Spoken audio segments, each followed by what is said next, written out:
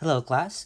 This week we will continue our discussion of fractions and operations, and specifically we'll focus on some more division problems and multiplication involving fractions. Let's begin here with doing partitive division with non-whole dividends and whole divisors. So that's something of the form, right, where we do, say, 3 halves divided by 5 or something like this. So we have a non-whole dividend and we have a whole divisor. And we'll be using the partitive conceptualization. Okay, so recall that partitive or sharing division resolves a missing multiplicand multiplication task. It is the interpretation of A divided by B as the operation that answers B copies of what amount make A. And this interpretation is true whether A and B are whole or not. Notice I'm using capital letters here instead of lowercase. In the past, I've used lowercase letters to represent counting numbers or whole numbers. I'm using capital letters here just to make you realize, or help us realize, that you can think of these more generally. A and B could be fractions. They don't have to be whole numbers. And you can still have the interpretation when you do, let me put this 3 halves divided by 5 again up here. So even though one of these numbers is not a whole number, I can still interpret this in a partitive sense by saying, okay, I'm trying to find a number such that 5 copies of it will be 3 halves. That's equivalent to breaking 3 halves into 5 equal portions, hence the sharing or meaning of division. Okay, now resuming reading right here. For each task below, draw an image to support your reasoning.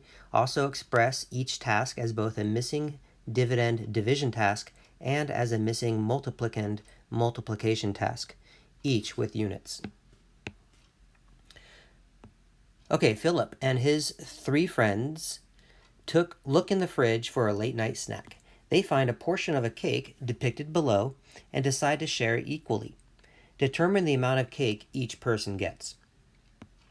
All right, so this image here, this here is the cake pan to indicate how much cake there used to be, and what's shaded is how much cake is currently present. So if you were to, let me reshade this in. So there's the shaded portion again, made it orange just so I could move it around, just to get a sense for how much this is exactly. So there's another copy of it, and let's paste. So it looks roughly that the image is trying to show us that 1/3 of the cake is remaining, because 3 portions of what's remaining reconstitute the entire cake. So I'm going to indicate this with, I'm going to indicate a few things, a few different units. So I'm going to put a rectangle around the entire cake, and then make that rectangle look about right. Okay, looks good. And in red, we will say we have 1 cake. That will be our unit, 1 cake. Then I'm going to do in green a box around the portion that we actually found in the fridge. And let's call this green box here 1 portion. And we're going to use the word portion to indicate the leftovers, not necessarily 1 share of a person. And 1 entire portion could be thought of instead as 1/3 of a cake. This was the portion of the cake that was found in the fridge. Now what we want to do is share this portion with 4 people. There's Philip and his 3 friends. That makes 4 people. And I'll do another color. Let's do blue. And let me change the size of this rectangle just slightly. And I do want it so we can see the red in there as well. I don't want to just hide the red. Well, this is challenging. It's trying to make it, there we go, okay. All the things we do to be precise, okay. And now we're going to split this portion into 4 equal pieces. There's lots of ways you could do this. You could split this portion into 4 pieces horizontally like that. You could split them into narrow strips like this, so there's 4 of them. Or I kind of like splitting it both horizontally and vertically like this, and identify our portions that way. Or not portions, our shares. I'm going to call it share per person. And let me just put one such box. That looks horrible. There we go. Thank you, software, for making this look a little bit better. And I'm trying to make that look about 1/4. Right? If you were to take this and copy it 4 times, you would get that portion. And I'm doing 1/4 of the gray. Okay, good enough. And so we're going to call this one share. I won't say portion. I've already used portion once, and I want to keep these words distinct so they don't get confused. A share is what each person is going to get. A portion is what was left in the fridge, and then one cake was the original cake before any of it was consumed. And one share, we can see easily, is 1/4 of a portion, 1/4 of the portion that was left. Maybe the word portion is misleading a little bit because share and portion tend to be synonymous, but I'm using them distinctly here, so just be mindful of that. And the next question is one share is what amount of the entire cake? And if we were to, let's do some imagery here. I'm going to shade in that. Well, I'm not going to shade it. I'm just going to copy this. And you can see that if I were to make several copies, 4 copies of it would make the portion. And then if I were to copy these 4, I could reconstitute the entire cake, give or take. And so the question is, how many shares would have made up the entire cake? Well, if there's 4 shares per portion and there's 3 portions in the cake, then there would be 12 shares for the entire cake. And so each person is really eating 1/12 of the entire cake. So once again, we see, let me delete these things. Once again, we see that we have 3 different levels of units here: shares, portions, and cakes. And what I've circled in blue can be expressed in 3 different numerals given the 3 different units. It's 1 share, it's 1/4 of a portion, or it's 1/12 of a cake.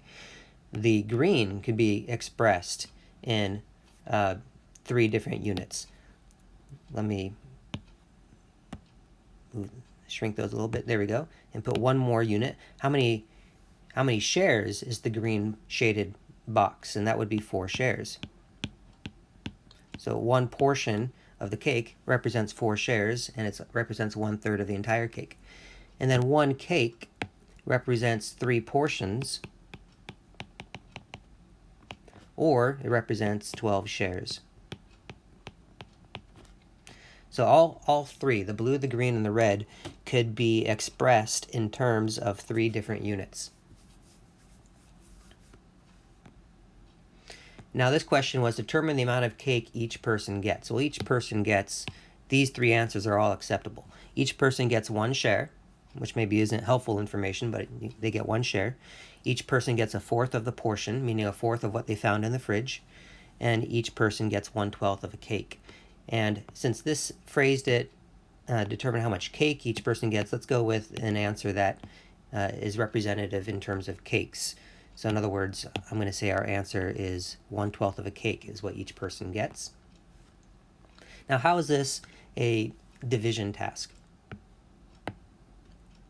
We are going to phrase this as a missing dividend division task. So missing dividend means we know the this is a typo. This should be a missing quotient division task. I'll correct the version I put online, but this should be a missing quotient division task. So we have 1/3 of a cake is what we had to begin with, or you could say 1 portion, and we're going to divide that by 4 people. And the question is, how much cake per person do we get? So notice we're looking for an amount of cake per person. That means we're looking for just look at the units here. This is a rate. It's a unit per unit. That's the role of the multiplicand when we're doing the multiplicative structure. In other words, if I were to frame this instead as a missing multiplicand multiplication task, it would look like we have 4 people multiplied by an unknown number of cake per person. And we want this to be equal to the amount of cake that was found in the fridge, which is 1/3 of a cake.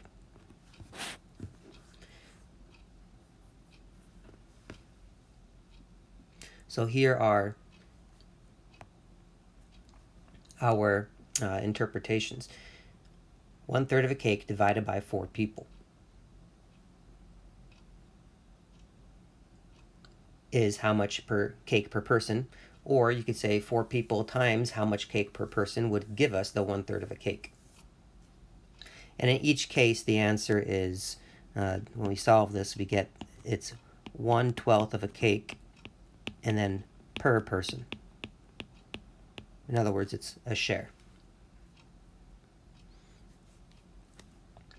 Okay, Celia has 3 1/3 pounds of pizza dough. She wants to make 5 equal pizzas. Determine the weight of dough for each pizza.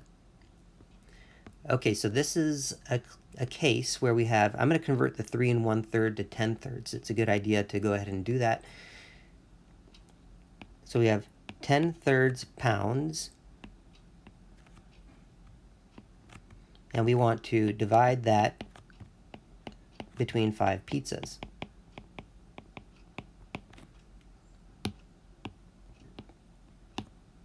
And the question is, we're looking for how many pounds will there be per pizza.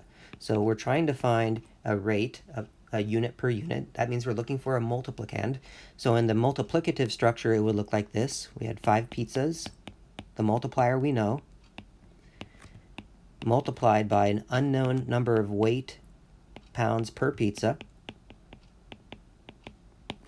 will give me the total of the 10/3 pounds that we have to work with. So here's the question mark in your division statement, and also where it would be in a multiplication statement. In the division statement, it's I said divisor, that was wrong. The divisor is the dividend is the first number in division. The divisor is the second number. This is the quotient. It's a missing quotient division task. Or you can think of it as a missing multiplicand multiplication task. And this is, again, partitive division. We're not going to do any quotative division on this page. We'll do it in the next page. All right, so we have 10/3. I'm going to go ahead and just write out 10, 3 1/3 pounds. I'm going to use little boxes to represent each pound. Copy. Here we go. Let's just put, I'm going to put a total. We have between 3 and 4, so I'm going to put a total of 4 pounds represented here.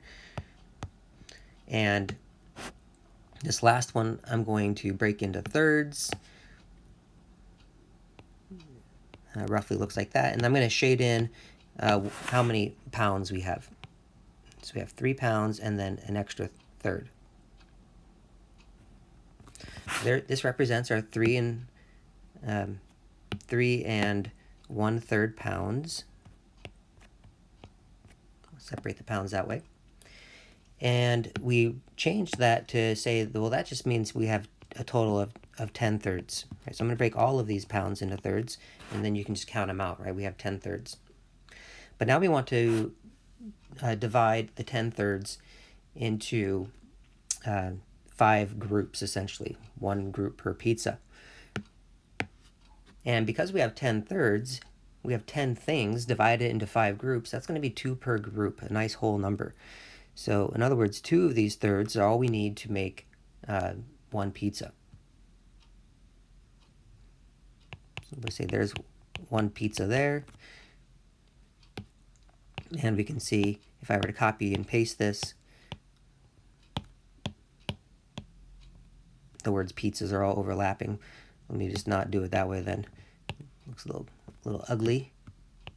But I'll just go ahead and highlight each pizza with this.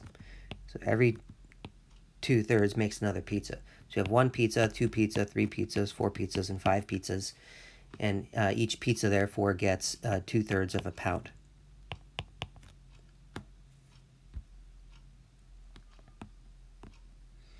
And so that is how we can use a visual to answer this question.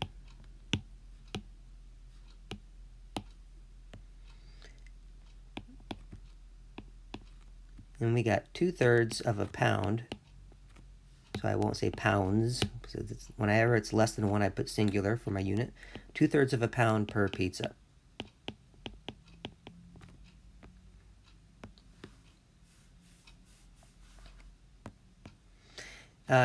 A ball steadily rolled 7/10 of a meter in 3 seconds. Determine how far the ball rolled each second. So when I say the ball steadily rolled, that means it's not accelerating or decelerating. So it's moving at a constant speed. So it's going to cover the same distance each second. So that tells me that we have fair sharing going on. We want to share this 7/10 of a meter between the 3 seconds. And let's first draw a representation, and then I'll frame this as a division and multiplication task. So we have 7/10 of a meter. So I'm going to go ahead and draw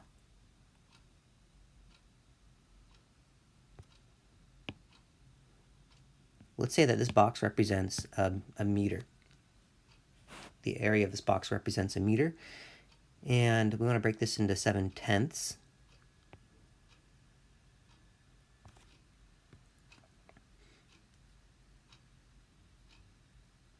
I'm debating the best way to do this so it looks good. I'm gonna scratch this and make the tenths, and then just copy and paste that.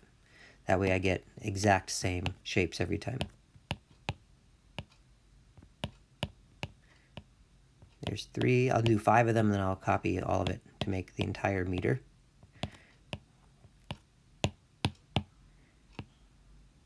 Okay, so there's an entire meter. I've broken up into tenths. And a ball rolled steadily 7/10 of a meter, so let's shade in just 7 of these. Make that a little bit bigger, shade in faster. So make sure I get over here to 7, but no more. There we go, there's 7 of them.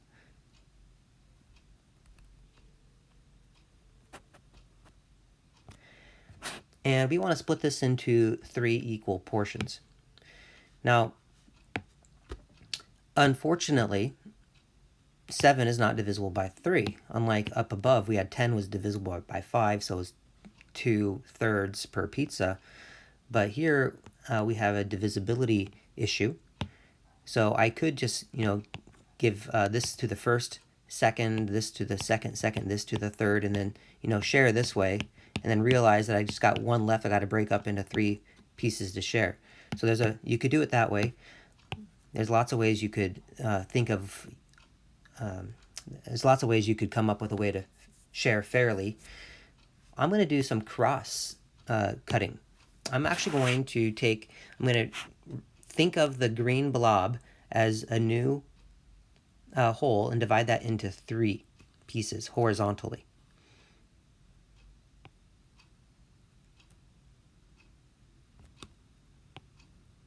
Try to make that look good. There we go. And I'm going to double shade. I'll make this one red.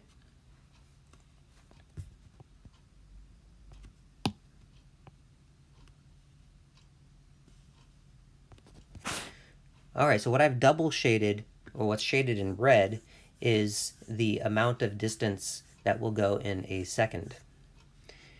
And I'm thinking of area here as being significant, not just length. Notice I'm working with a box, not just a bar that I'm trying to cut up into pieces. So the question is going to be, well, each 1/10 got cut into 3 pieces. We have to figure out what 1/3 of 1/10 is. So I'm going to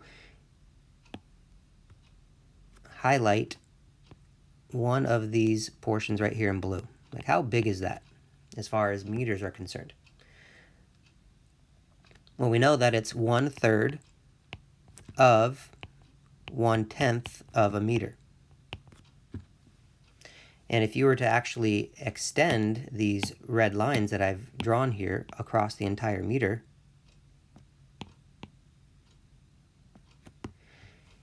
you could see that the entire meter, which was the entire box, right? This whole thing right here was the meter. That 30 of these little blue boxes would constitute the entire meter. So when I do 1/3 of 1/10, I have 1/30th of a meter. And then the 7/10 of a meter was everything that was in green. And let's emphasize that with another box around the green and the red combined, right, made the 7/10. Just want to be clear about that. So that was our 7/10 of a meter. And what's highlighted in red, let's emphasize that. Lots of boxes we're drawing here today.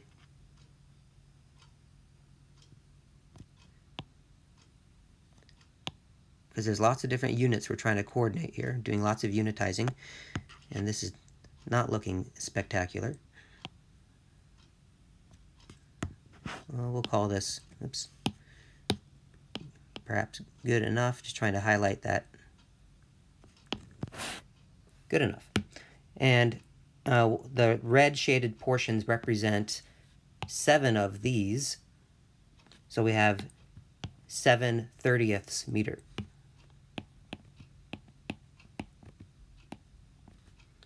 Each second. So this corresponds to 1 second. And the 7/10 of a meter corresponds to 3 seconds. If you want to think of that as a 3-second representation, 7/10 of a meter. Okay, so this was, we used cross partitioning simply because the number of pieces we had originally, we had 7/10 here. We had 7 of these columns. Right, there's 7 of those columns, but 7 was not divisible by 3, so we did cross partitioning to help determine the amount of meters per second. We did not need to do cross partitioning here because 10 was divisible by 2, so I could just see a nice clean group of 2 would make a pizza. Okay, so we have our answer, but let's frame this as a division task. So we had 7/10 meters to begin with, and this was divided into 3 groups. Each group was represented by a second. And so we were looking for how many meters per second did the ball roll. And in the context of multiplication, the 3 seconds would be the multiplier, because each second is like a copy, and in each copy there's how many meters. So we would multiply that by an unknown number of meters per second to get the total of 7/10 meters. And this is what it would look like as a missing multiplicand multiplication task.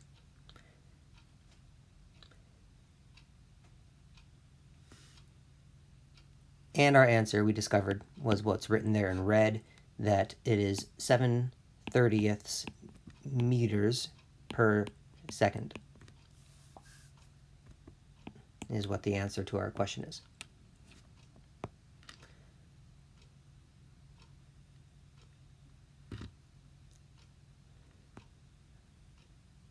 All right, now if you look at our answers here, you might notice some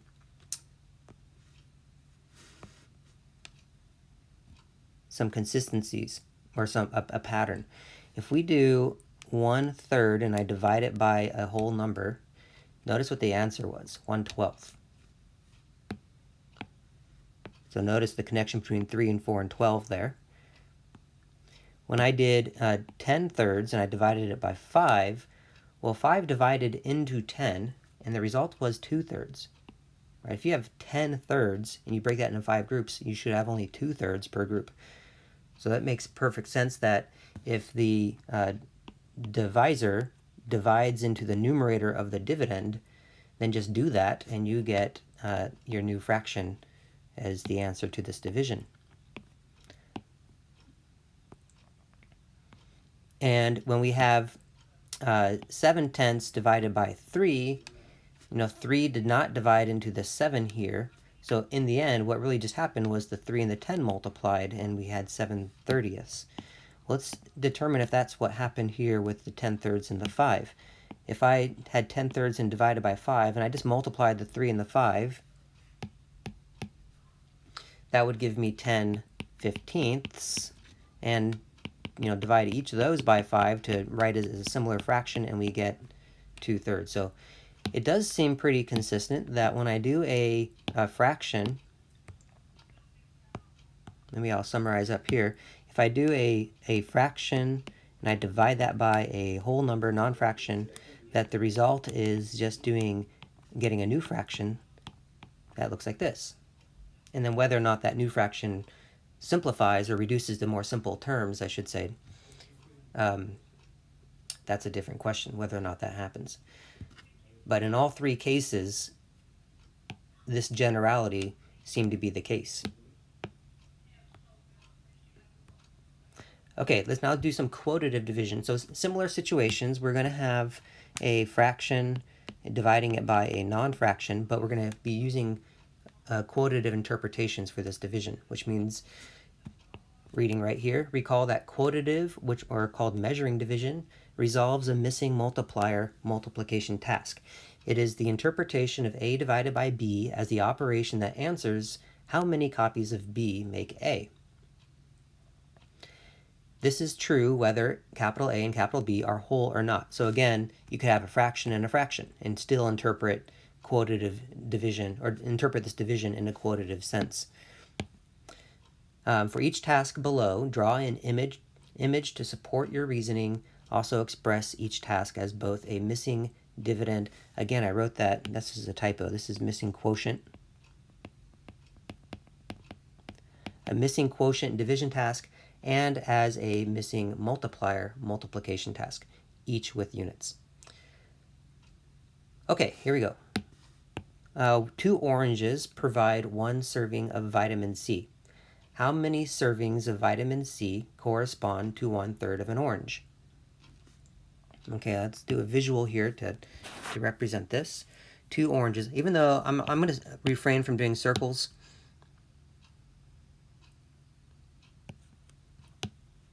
I'm going to go with the bars again to represent our oranges. And this will represent 2 oranges. So I'm going to go ahead and split this right down the middle. There's an orange and there's an orange. And if you don't do it right down the middle well enough, feel free to move that around until it looks good to you. All right, so there's 2 oranges, and this corresponds to 1 serving.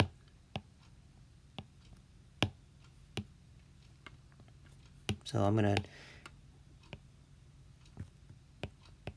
2 oranges, and I'll say sometimes people would put an equal sign here, but people might resist because physically servings and oranges aren't necessarily the same thing to think about. So sometimes there's different symbols people put. They say corresponds to 1 serving. I won't throw a fit if you put an equal sign right there, but some people might. So there's 2 oranges corresponds to 1 serving of vitamin C. Determine how many servings of vitamin C correspond to 1/3 of an orange. Okay, so 1/3 of an orange. Let's do a different color. And zoom in a little bit here. So this is 1/3 of an orange. And the question is, it corresponds to how many servings?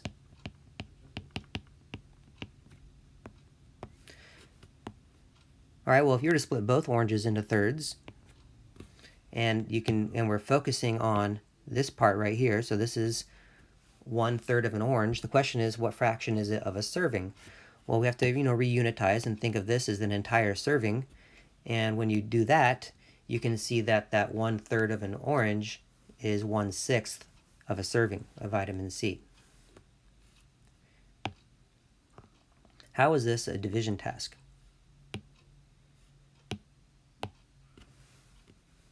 Let's maybe write this first as a missing multiplier task and see what happens here. Missing multiplier. So I know that we're missing a multiplier, so I'll start there, question mark we'll put a unit there, times something equals something. And it's a missing multiplier. Okay, what is the multiplier that we're trying to find? What do we know? Okay, we know that there's 2 oranges per serving. And we're trying to find how many servings. So that tells me, I'm just going to put SERV for servings.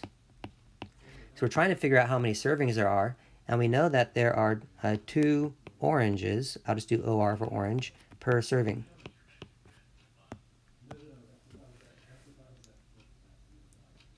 And this will correspond. Now, in the arithmetic of units, right, make sure everything is making sense here. The unit of the multiplier should be the denominator unit of the multiplicand, and they are. And the final answer of this multiplication should match the numerator unit of the multiplicand. So we need to get oranges here, and the question is, how many oranges do we actually have? We have a third of an orange.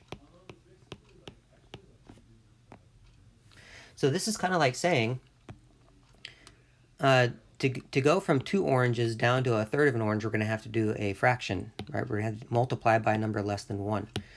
And you could boil this question down into, hey, what fraction of 2 gives me a third, right? What fraction do you need here to multiply with the 2 and to get a result of a third? What fraction of 2 is a third? That's the same thing as saying is how many copies of 2 make a third. And you have to be able to think of the word copies flexibly. Copies don't just mean whole number copies, like 1 copy, 2 copy, 3 copies. You also have to be able to think of, fractional amounts of copies, like a half of a copy of something, or a sixth of a copy, or 7/6 of a copy. And here the copies are servings, and we're counting oranges per copy or oranges per serving. So we're definitely going to have to shrink the 2 down to a third by multiplying by a number less than 1. And when you look at 2 oranges here in this image, right, we have 2 oranges, and we want to get this down to only a third of an orange. The question is, what fraction of the 2 oranges? Well, we've already established that that's 1/6 of the pair. So 1/6 of a serving, I'll make that singular, corresponds to 1/3 of an orange. And our answer to this question will be that we need 1/6 serving. 1/6 of a serving of vitamin C times 2 oranges per serving will give us 1/3 of an orange. So this is a missing multiplier multiplication task. How would this look as a division task? Well, it would be 1/3 of an orange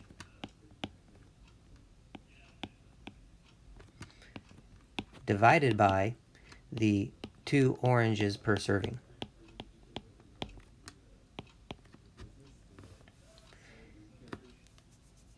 Right, the dividend is always the role of the product in the multiplication. And in quotative division, the divisor is always the role of the multiplicand. And the thing we're looking for, this division is trying to answer a question that's going to help us find the missing multiplier. Right, so quotative division is a missing multiplier division task. So we would say, okay, well, if we have a third of an orange and there's 2 oranges per serving, I would do division. A third of an orange divided by 2 oranges per serving would give me the amount of servings. That corresponds to a third of an orange. All right, there's a lot of subtle nuance here to digest. Because for a lot of people, when this question is asked, they do not necessarily think right away that division answers it. They might think instead that they are trying to figure out what fraction of 2 makes a third, and that feels like a missing multiplier multiplication task. Some people don't read this task and think right away that division is an operation that will answer this. They don't think, oh, I just have to do a third divided by 2 and I'll get my answer. And so these are subtle meanings that have to be built up over time with lots of practice and lots of examples and lots of reflecting of how what you're doing connects to either multiplication and or division, and in what flavor, right? Are we trying to do partitive or quotative division? What is it we're truly missing? Is it a multiplier or a multiplicand? etc. Curtis walks 3 miles each hour. Determine how many hours it would take would take Curtis to walk 5/8 of a mile. Okay, so let's draw a picture of this. I'm going to draw a box per mile. So let's say that that's 1 mile. And I'm going to draw a representation of the 3 miles that he can walk in each hour. So here we have 3 miles, which corresponds to 1 hour. You can think of those 3 boxes as the whole collection here as 2 things. That's either 3 miles, or you can think of that as a representation of 1 hour. Determine how many hours it would take Curtis to walk 5/8 of a mile. Okay, well 5/8 of a mile is less than 1 mile. So we have to go in here to this first mile here and break this up into 8 pieces. So I'm going to do that by cutting in half, which looks okay. Cutting in half again. Maybe we'll move that one. Cutting in half again. Let me move that one just slightly. So there's into fourths, and then cut each of these into halves again. You can do this crosswise too. You can go like that and say we have 8ths. Why not? Let's do it this way. And we want to do 5/8. I think that's a little bit too low. Good enough. Okay, 5/8. 1, 2, 3, 4, and 5/8. There we go.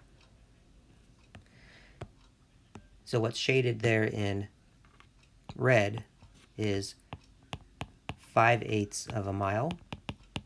And the question is, that corresponds to how many hours?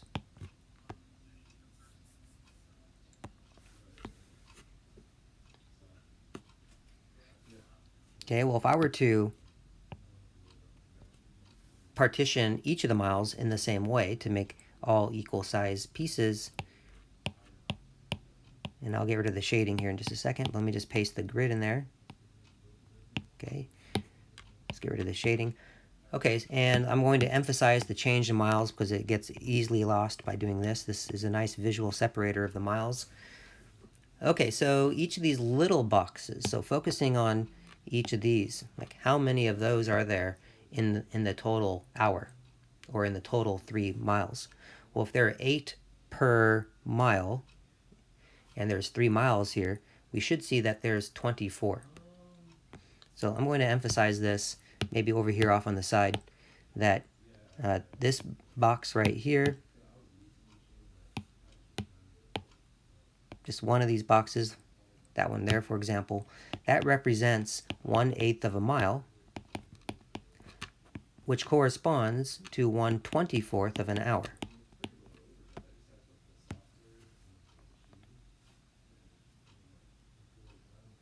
So if I have 5/8 of a mile, then we just have to do, if each 1/8 of a mile corresponds to a 24th of an hour, then 5/8 of a mile will correspond to 5/24 of an hour.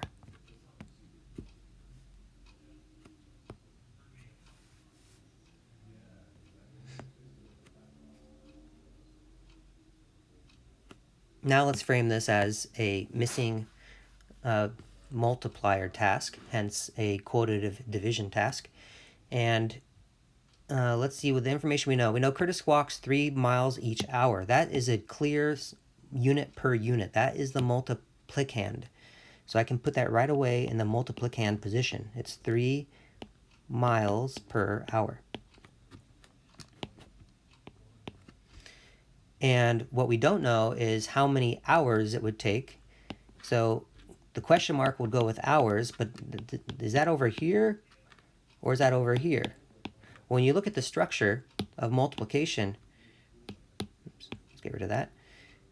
Remember that whatever denominator unit you have down here should be match the unit of your multiplier, and whatever unit you have in the numerator of your multiplicand will be the unit you have for your quotient.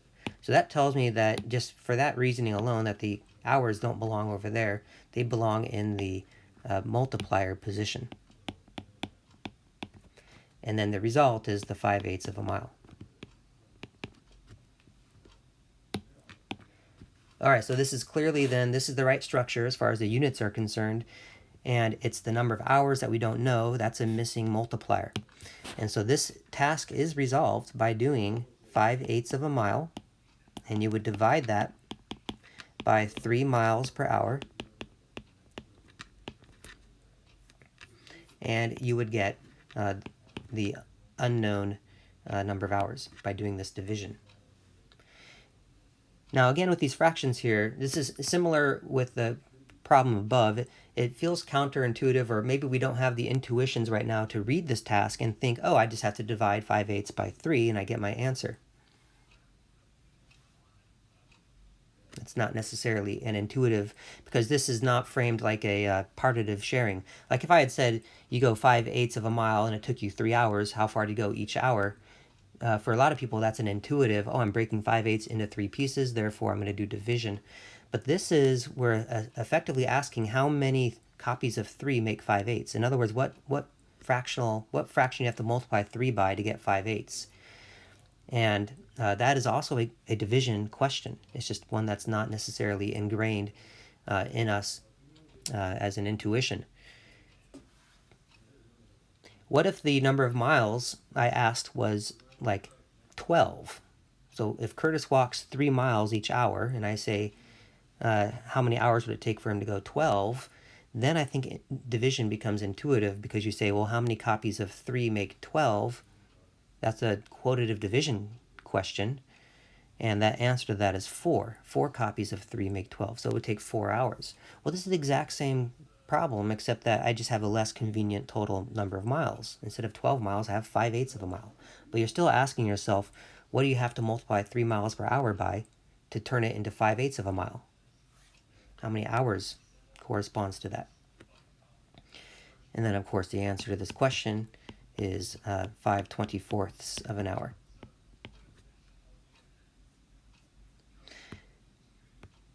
Beans cost $5 per pound. Determine how many pounds could be purchased with $12.50. Well, I'm not going to go work with decimals. I'm going to call this $12.50, which is the same thing. If I get a common denominator, the 12 is 24 halves plus another half. So this is 25 halves dollars. Let's work with the fractions and not decimals, and specifically with an improper fraction. All right, beans cost $5 per pound. All right, so there's an obvious multiplier right there. Let's just go straight to the create the multiplication task that this is trying to resolve. So we know that we have $5 per pound, and we're determining how many pounds could be purchased. So question mark pounds. So should that go in the multiplier position or the product position, right, when you're debating this? Well, the key is the pounds. This unit and this unit should match when you have multiplier times multiplicand. So this is where it belongs. It's in the multiplier position. Move that over slightly. There we go. And we know we want the result to be a dollar amount. That's the 25 halves. All right, so here, let me move this over like that. So this is our missing multiplier multiplication task. How many pounds times $5 per pound will equal 25 halves dollars? Right? This time our answer is going to be more than 1, because if this stands for $5 right here, and we're trying to get to $12.50, that's more, right? $12.50. And the question is, how many copies of this, right? How many times do we need to do copies of $5 to get up to $12.50? That's kind of where we're going. This is a how many copies of 5 make 12.5. This is a quotative division task. And so in the division context, it would look like 25 halves dollars divided by $5 per pound. This will equal how many pounds? How many copies of 5 will make 25 halves? Okay, so this is what we're after. Let's go ahead and begin by drawing the $5 per pound. representation of that. Let me move this over just slightly, give myself a little bit more room.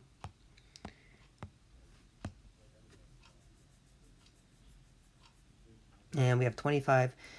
All right, so I know that I'm trying to scale $5 up.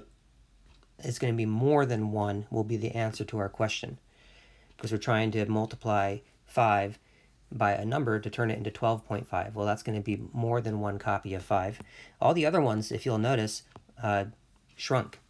The multiplier compared to the product, right? If you look at, we had 2 oranges per serving. I wanted to go down to 1/3 of an orange, so I shrunk from 2 down to 1/3. Here we had 3 miles per hour. I wanted to scale it down to 5/8 of a mile.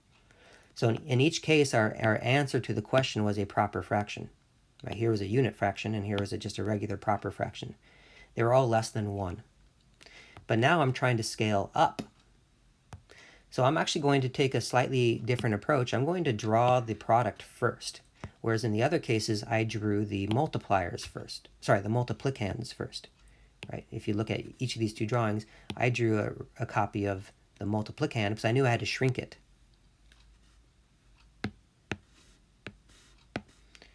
I'll take a slightly different approach here. Although I could draw the 5 and then just start making copies of the 5 and see what it takes to get to 12.5. But I'm going to start with drawing the 12.5, which is 25 halves.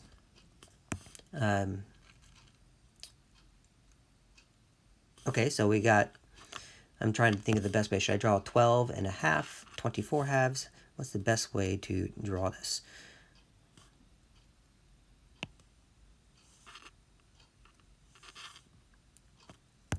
Please forgive me if these don't look perfect, but I'm going to try to get up to 12 and a half by doing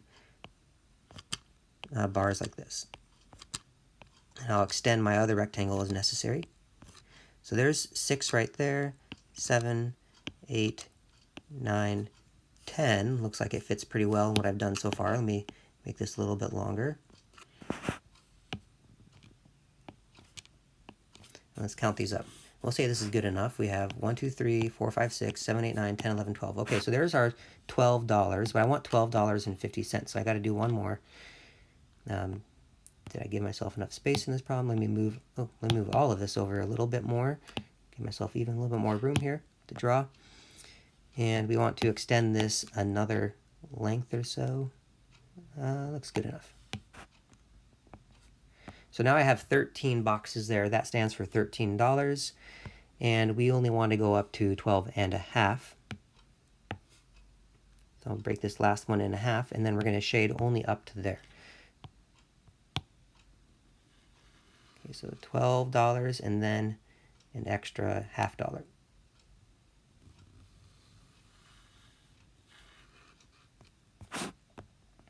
So there's a representation of $12.50.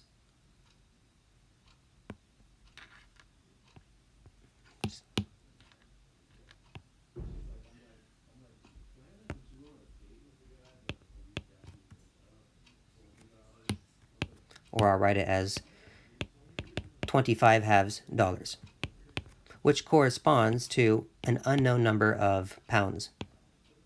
Right? This is what we're trying to find, how many pounds. Okay, now I could break all of these pounds up into halves, so you can see the 25 halves. I'll just take a quick moment and do that. So each pound will be broken up into halves, and there's going to be a total of 25 halves. It gets really confusing as to where the pounds are, so I do like to do these bars here, extend them through so that we can see the individual pounds as well. Or it's not pounds, but dollars. So we have 25 halves, which is the same as $12.50, not pounds. If I said pounds earlier, that was a mistake. Okay, now each beans cost $5 each pound. So let's now grab $5. These are dollars here, so there we go, there's $5. And that corresponds to 1 pound.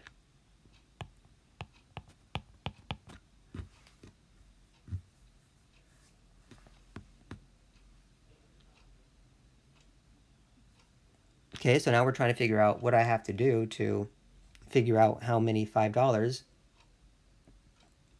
make up the entire green bar here? Well, there's going to be a second one right there. So here's a second $5, which corresponds to another pound. And then we have a little portion left. We don't have another full pound. So we could determine right there we have one, right, 2, 3, 4, 5 of these green portions. And how many make up an entire pound? Right, if we can count these out, we have 1, 2, 3, 4, 5, 6, 7, 8, 9, 10 of those portions make up an entire pound, and over here we just have 5. So that tells us we have 5/10 or 1/2 of a pound over there. I'm going to answer this question slightly differently though by focusing on one of these portions and expressing it as both pounds and dollars. So let's just highlight this one right here. Each of these is how many pounds and how many dollars. All right, so it's clearly a half of a dollar because it's half of one of these boxes. So we have a $half there. But how much of a pound is that? Well, keep in mind that all of this right here is a pound, and it's 1/10 of that.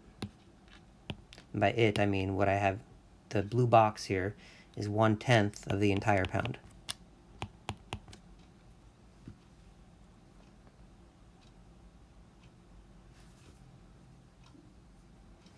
Now the question is, what the green that's shaded, we want to reconstitute all of that, is how many of those blue boxes will it take to make the green? Well, we've already counted, there's 25 of them. But each of those is 1/10 of a pound, so we have 25/10 of a pound.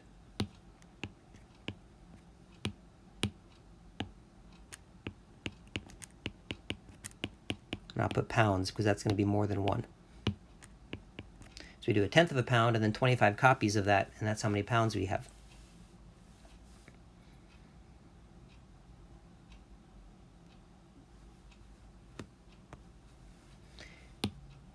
Let me move this down slightly, get it back into its space, and we have an answer to this question.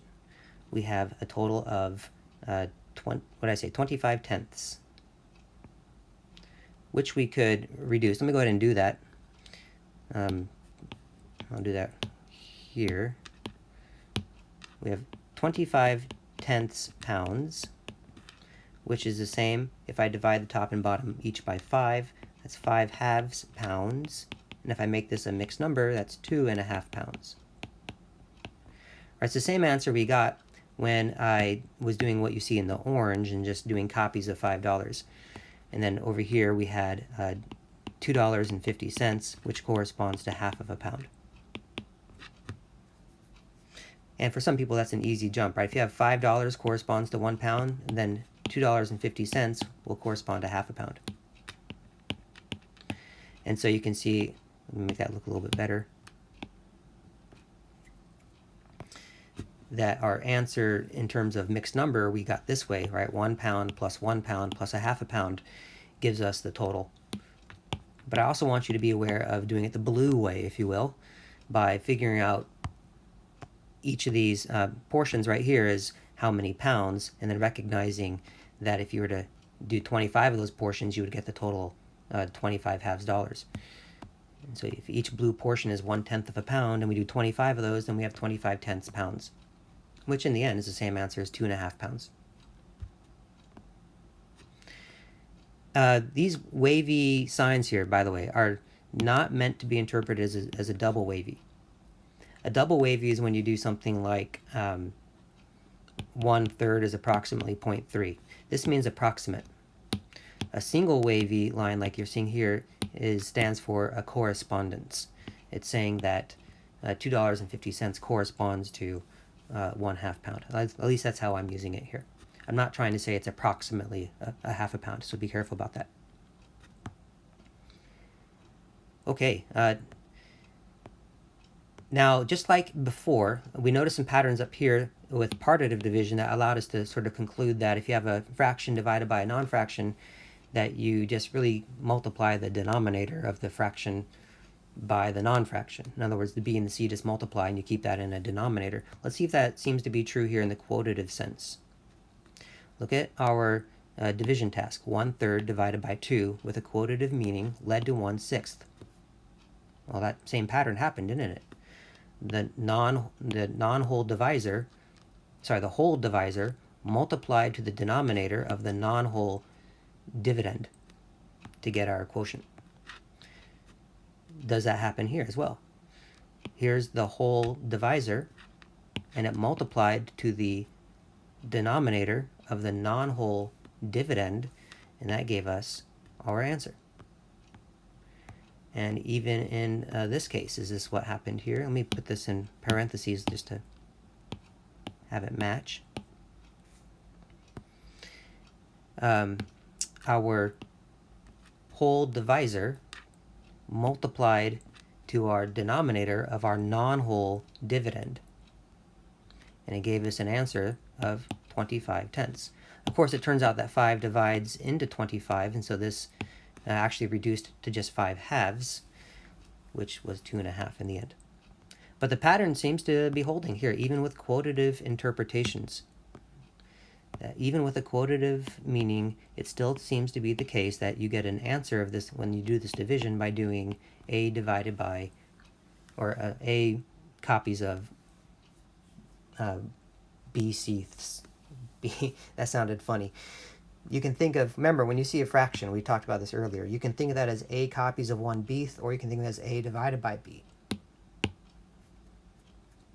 But anyway, we get a result here where you just have to multiply the b and the c, keep that in the denominator, and that's going to be our quotient.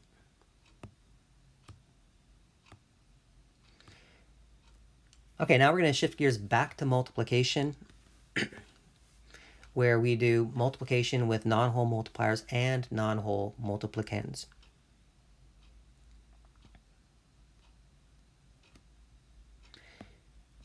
Now, we've sort of been doing this. No, we have definitely been. No, we have. I take it back. I take it back. Sorry, none of these problems here involve multiplication with two non-whole numbers. I've slowly been building up these tasks in complexity.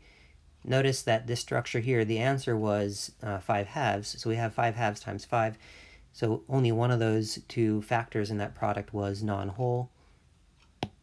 Same thing here, only. So all of our multiplication up to this point, and all of our division that implies multiplication up to this point, has been multiplication where at least one of the factors was a whole number. So we have yet to really explore a non-whole number times a non-whole number, which is what we're doing now.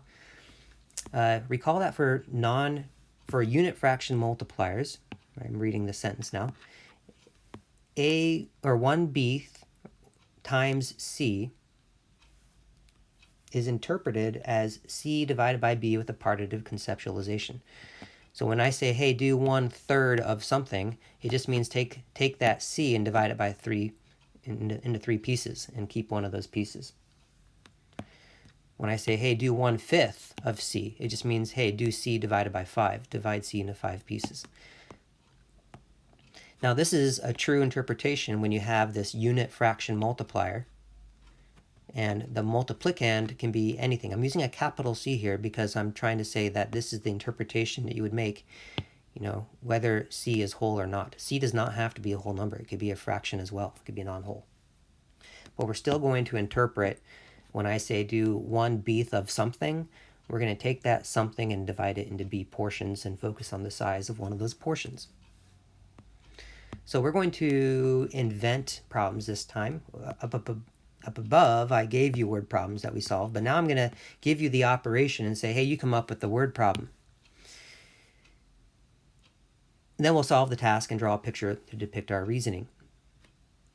Okay, so we have a 1/3 times 1/5. Forget the fact that that's even a fraction. We're doing 1/3 of something.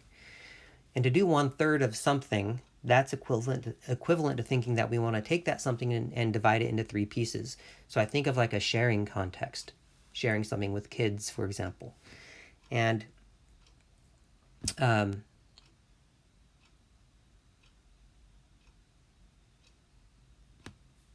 or we can think of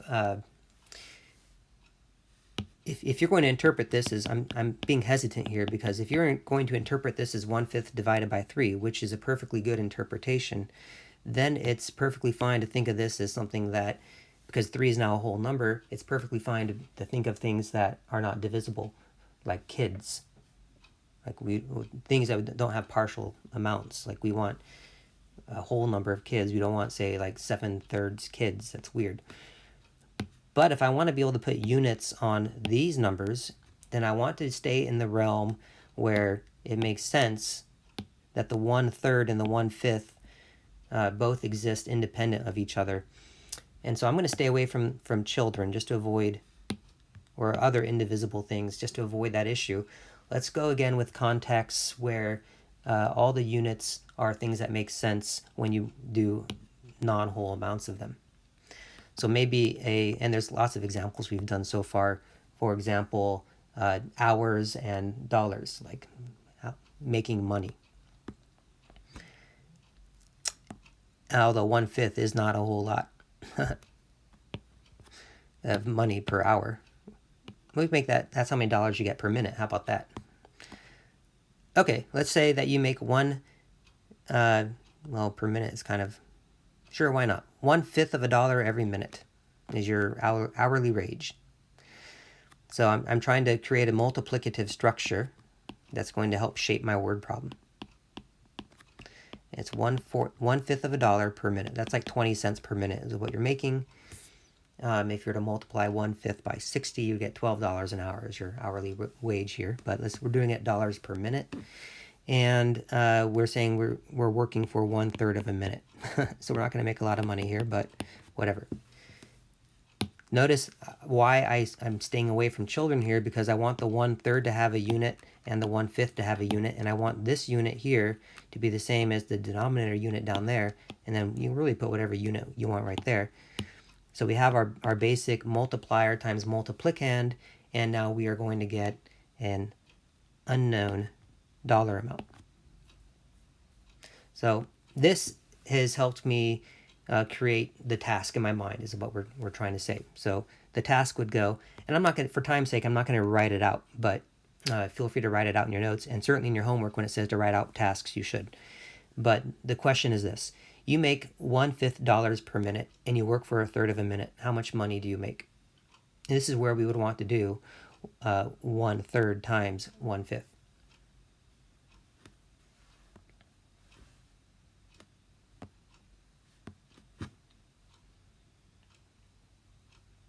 So let's go ahead and do a picture next, and then we will answer the question.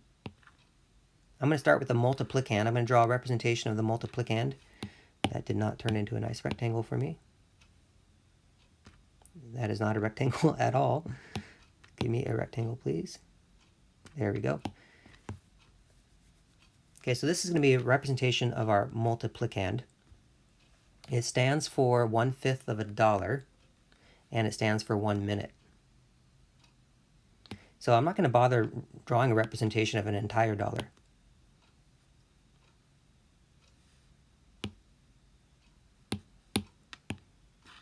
And it turns out it won't be necessary to do that. But if you're insistent that we have a complete dollar represented here, then what I will do here is copy and paste this 5 times to stand for an entire dollar.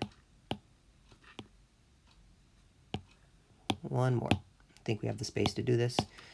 Okay, so there's your one whole dollar. All of this is $1. So one of these is really what I want to focus on, is 1/5 of a dollar, or 20 cents. This is 1/5 of a dollar, or you can think of that as 1 minute, because we have a correspondence between these two. 1/5 of a dollar every minute.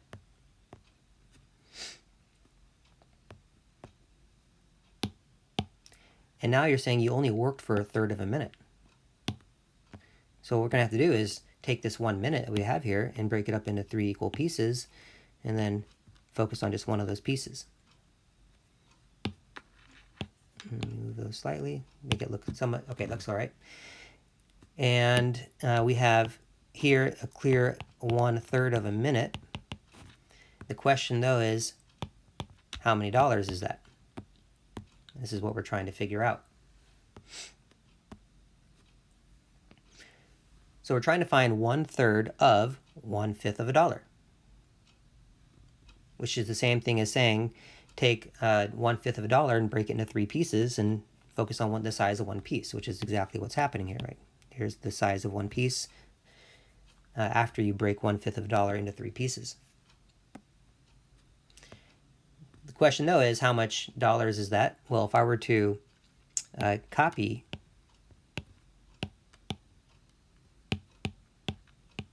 this partition, let me go ahead and get rid of that, or I'll just do this. Just lazily throw in thirds everywhere. And it gets confusing, so again, I like to separate my minutes now. These are all different minutes. But all of the entire thing is $1. So let's really make sure that this is clear in our thinking. Let's go from here all the way to there is $1. I'm being maybe a bit too picky here. I do not like that. It was a little bit sloppy. Trying to make neat pictures for y'all. There we go. This is $1. And what's highlighted in green is what fraction of a dollar? Well, if there's 3 of those highlighted green portions per minute, and there's 5 minutes in a dollar, then there's 15 of those green portions in the entire dollar. So one green portion represents 1/15 of a dollar. And that is the answer to our question. So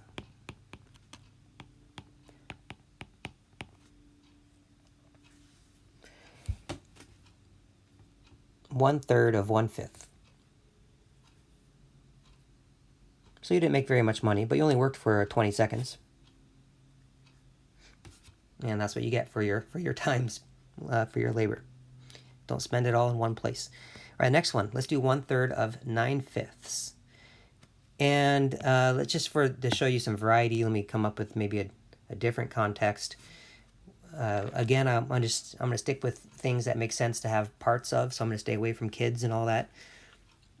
Let's go with 1/3 of an hour will be our multiplier. And our multiplicand will be 9/5. And it's got to be something per hour. And you can really make up anything you want. Let's stay away from money. Let's say, I don't know, meters. So some object is moving at a speed of 9/5 meters every hour. So not very fast. It's just kind of crawling along. And we're curious to know how far the object would go in 1/3 of an hour. And this would be what we're looking for. How many meters would the object go if it goes for 1/3 of an hour and it goes 9/5 meters every hour? So we're just doing 1/3 of a copy of 9/5. Another 1/3 of 9/5. In other words, take 9/5 and break it into 3 pieces and keep one of those pieces.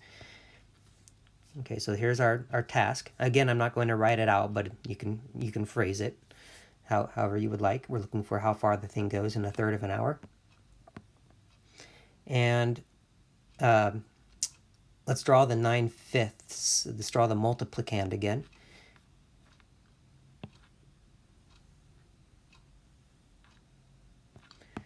I'm going to do this way. I'm going to try to draw 9/5. So there's 3/5, 4/5, 5/5, 6/5. I need some more. Let's just extend that a bunch and I'll cut it back in a moment. 7/5, 8/5, and right there is going to be my 9/5. So I'm going to scale this back. Okay, let's make sure that's 9 first. We have 9/5 meters right there. And that corresponds to 1 hour.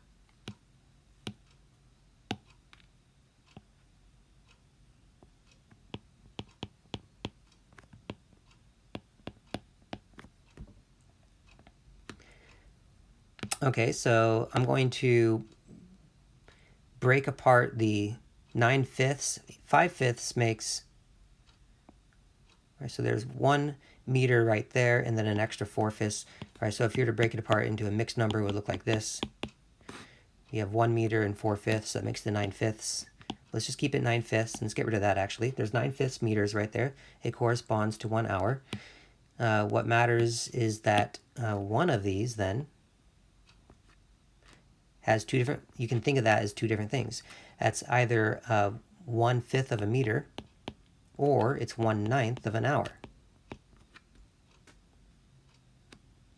Right, because 1 meter again was just there to there. So each of these is 1/5 of a meter. That's why we say we have 9/5 here.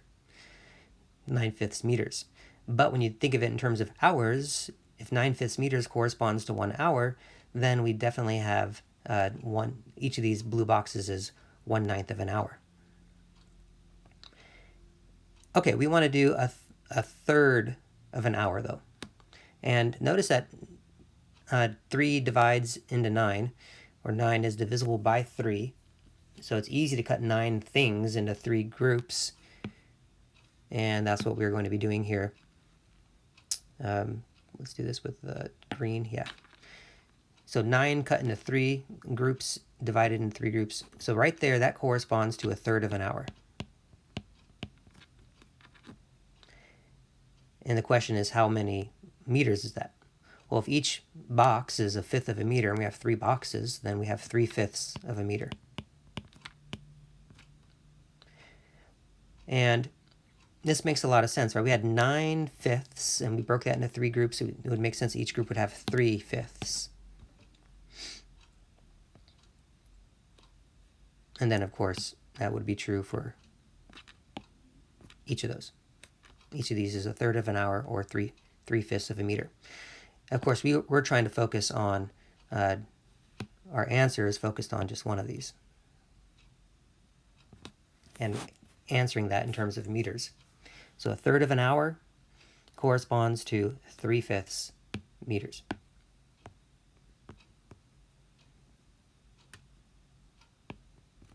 Oops, wrong marker. So our answer to this question is 3/5 meters. Maybe I should put our answers in boxes. I didn't bother with that. Anyway, let's move forward. Okay, next we have doing 1/5 of 3 1/2. 3 1/2. So we're going to want to write that as it's going to be better to write that as a improper fraction. 3 1/2 is the same thing as 7/2. And let's invent a context again.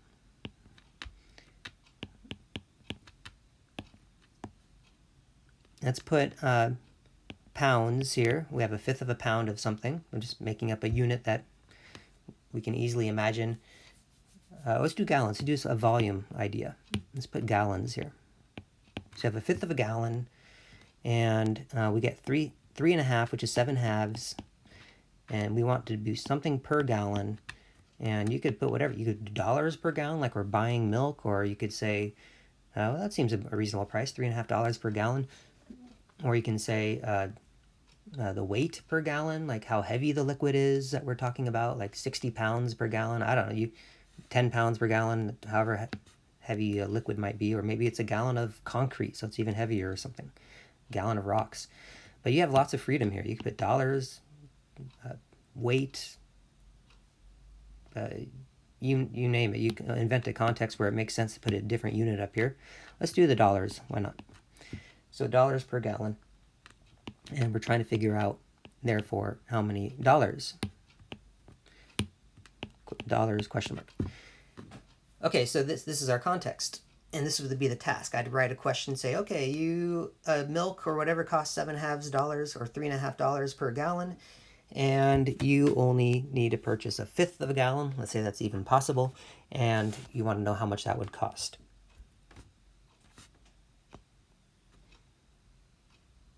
And if you feel like, well, this isn't reasonable, you can't buy 1/5 of a gallon at the grocery store, why would this problem ever exist? Well, then forget gallons. Say it's dollars per pound, and you're at a bulk section. This you could certainly do. If nuts cost $3.50 per pound, and you only want to buy 1/5 of a pound, you're certainly allowed to do that, right? So it doesn't really matter to me if you want to do gallons or pounds here, whatever. Let's go with the pounds, in case people are going to fuss that you can't do 1/5 of a gallon at a grocery store. All right, so here's our problem. We want to do 1/5 of 7/2. Let's draw the 7/2.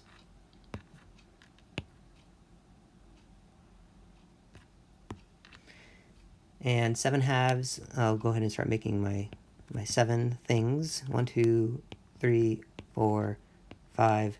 I need some more space. 6, and then one more. So let me bring this back. So it looks like we have 7 equal things. Close enough, right? So there's my 7/2.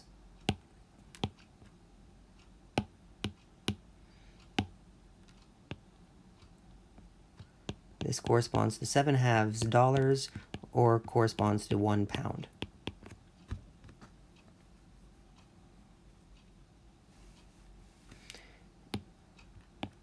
I'm actually going to do the following. I'm going to make this a little bit longer so we can do some cross hatching as well. So now I've got this issue. Oops, wrong marker.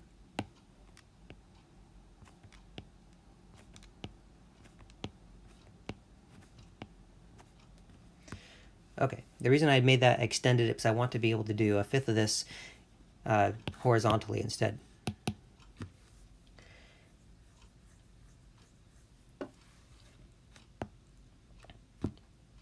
The reason I chose to do it horizontally is because up here we had 9 boxes and we wanted to break it into 3 groups. So it was easy just to see that there would be 3 groups, or 3 boxes per group.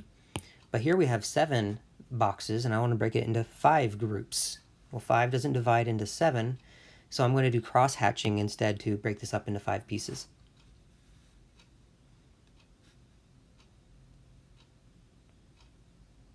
Okay, so let's do that next. 5. Oops. I'll do my best to make these look the same. I may have to extend. There's 4. I may have to extend a little bit more to get 5 in here, which means all this stuff looks. Oh, I'm being extremely too picky at this point. Bear with me.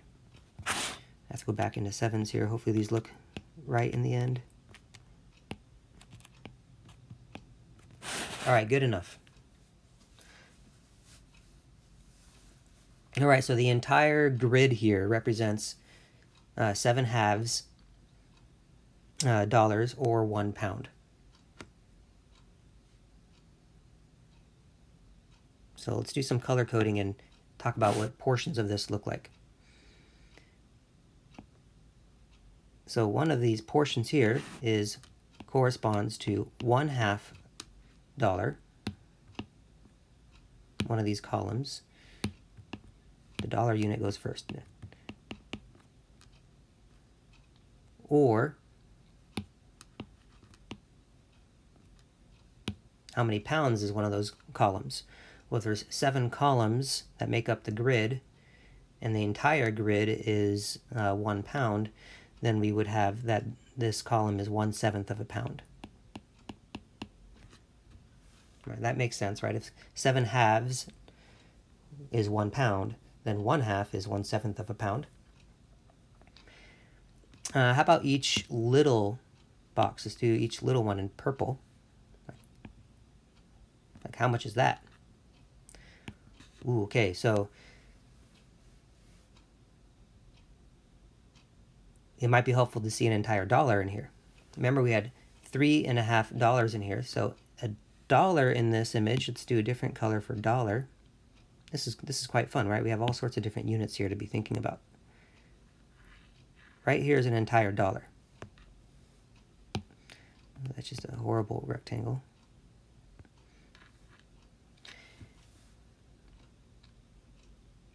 All right, because if one column is a half a dollar, then two columns is a whole dollar. So this is $1 or 2/7 of a pound. All right, pretty much just doubled this number and doubled that number to get that correspondence. And therefore, one purple box, in terms of dollars, it's 1/10 of a dollar.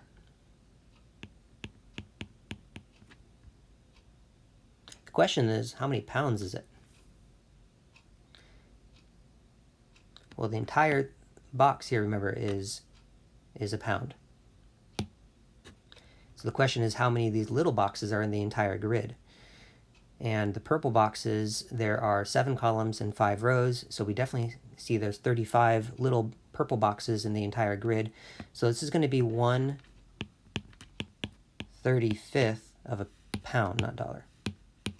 Corresponds to 1/35 of a pound.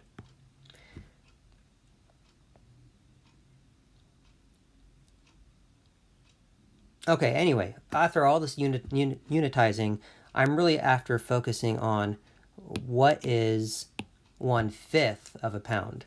Well, because I broke the pound into 5 rows, one row, and I'll just pick any row here. Let's just draw this row right here. This row right here stands for 1/5 of a pound.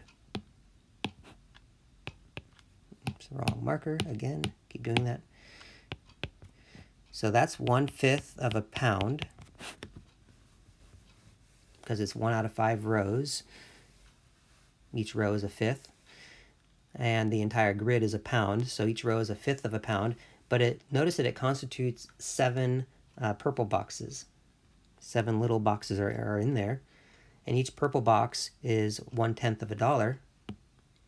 So this tells me that this would be 7/10 of a dollar.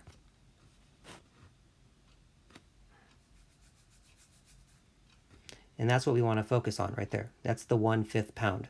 We're trying to get this to 1/5 pound.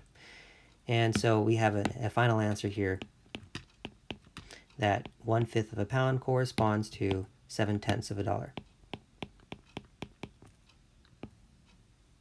So if this was nuts, and the nuts cost $3.50, or in other words 3.5, or in other words $7.50 per pound, and you only bought a fifth of a pound, then you would be paying 7/10 of a dollar, or 70 cents, to buy that.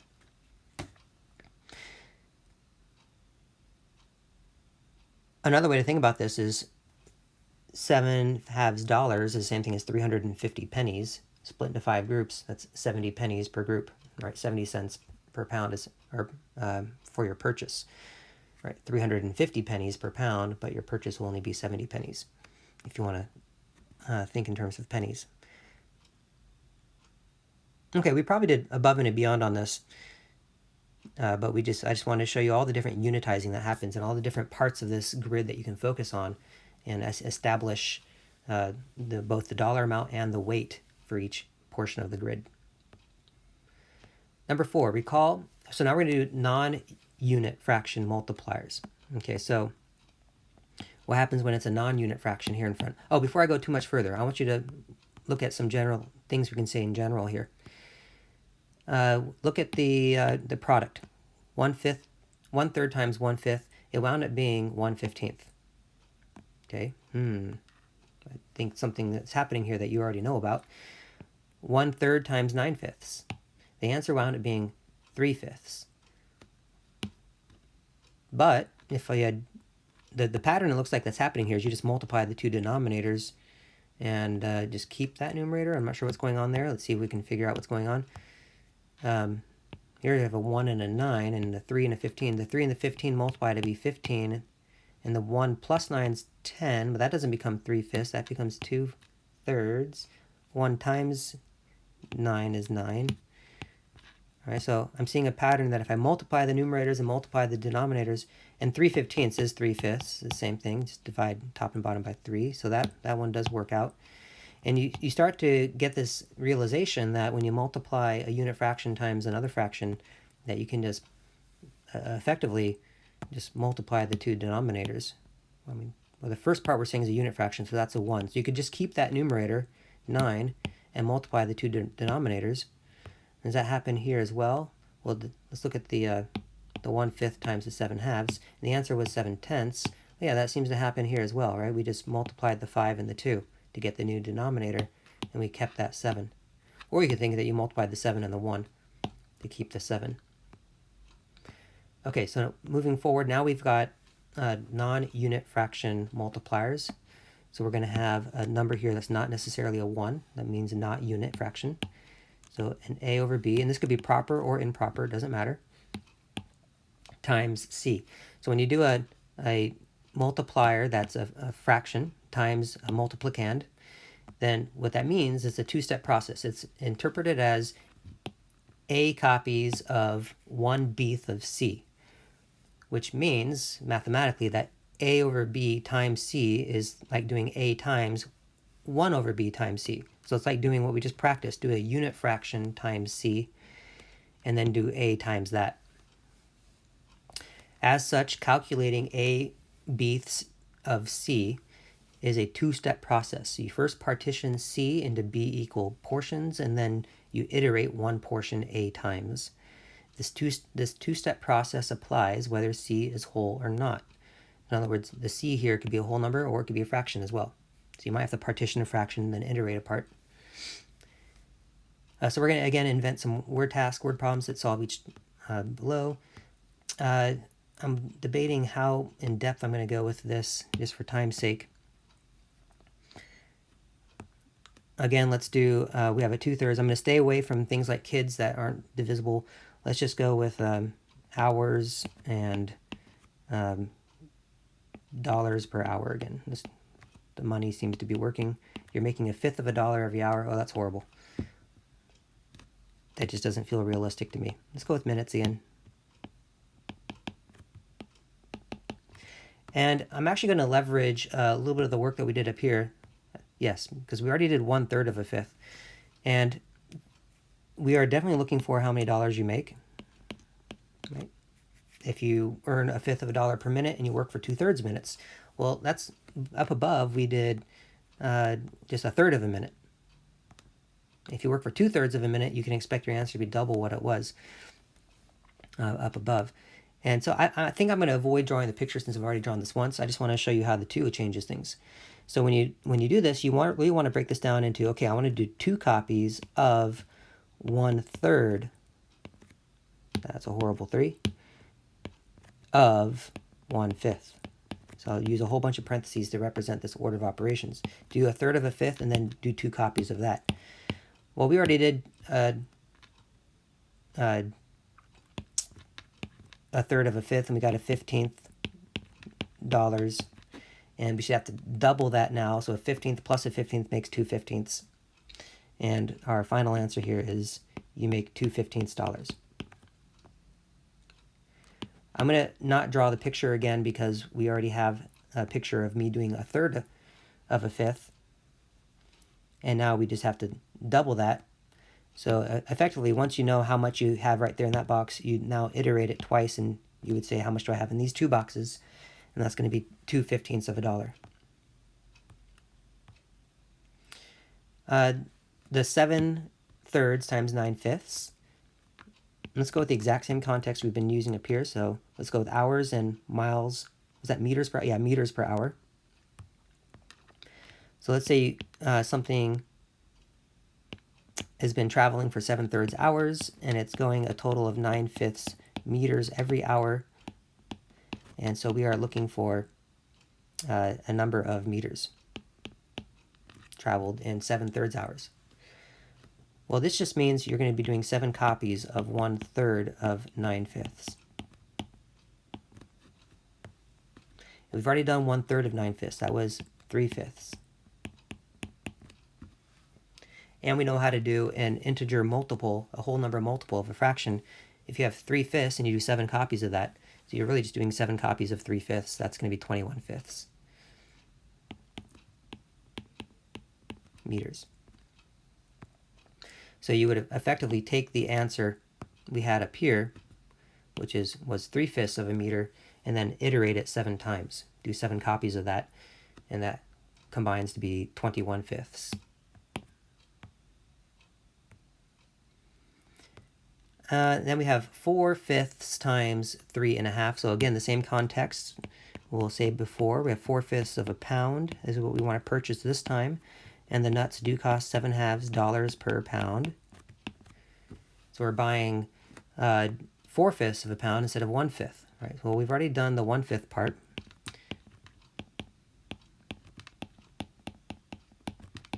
When we did the 1/5 of 7/2 dollars, we got 7/10 dollars, or 70 cents. But I'll keep this in terms of dollars.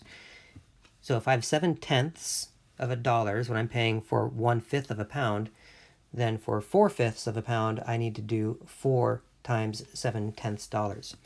So 4 copies of 7/10 makes 28/10. And this is in dollars. Equals how many dollars? And you can, this is the same thing as 2,800 pennies divided by 10. 280 pennies is what we're going to get. 2,800 pennies divided by 10, divided by 10. This is $2.80, in other words, if you want to put this back into that dollar kind of context. But you can also do divide each of those by 2, so you can say it's 14/5 dollars, if that's helpful, but most people it's not helpful. $2.80 feels better as a final answer. Okay, so all that's really being introduced here, it's the same thinking we had and the same work we would have to do up here, except now we iterate as well. So we do 2 copies of our previous answer, 7 copies of our previous answer, and then 4 copies of our previous answer. And those previous answers being the answers up here. Okay, let's move on. Now let's talk about multiplying 2 mixed numbers. So let's say Emma worked for 1 2/3 hours at the rate of $8.50 per hour. So $8.50 per hour. And the question is, how much money did she earn? So again, we have a multiplicative structure. We're looking for the product. So we're going to be multiplying 2 mixed numbers. And I'm going to show you a variety of ways in which you might do this. I'm going to leave the drawings off. I'm just going to show you the different techniques for procedurally getting this. Obviously, the first option is to make both of these mixed numbers. Oh, I should also say, if we generalize, let me put a generalization here somewhere. Let me move this over a little bit, and this over a little bit, to help develop some procedure.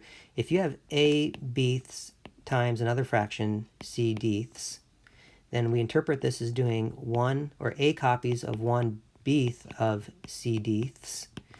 And we've already established above that you can do this multiplication by just multiplying the 2 denominators.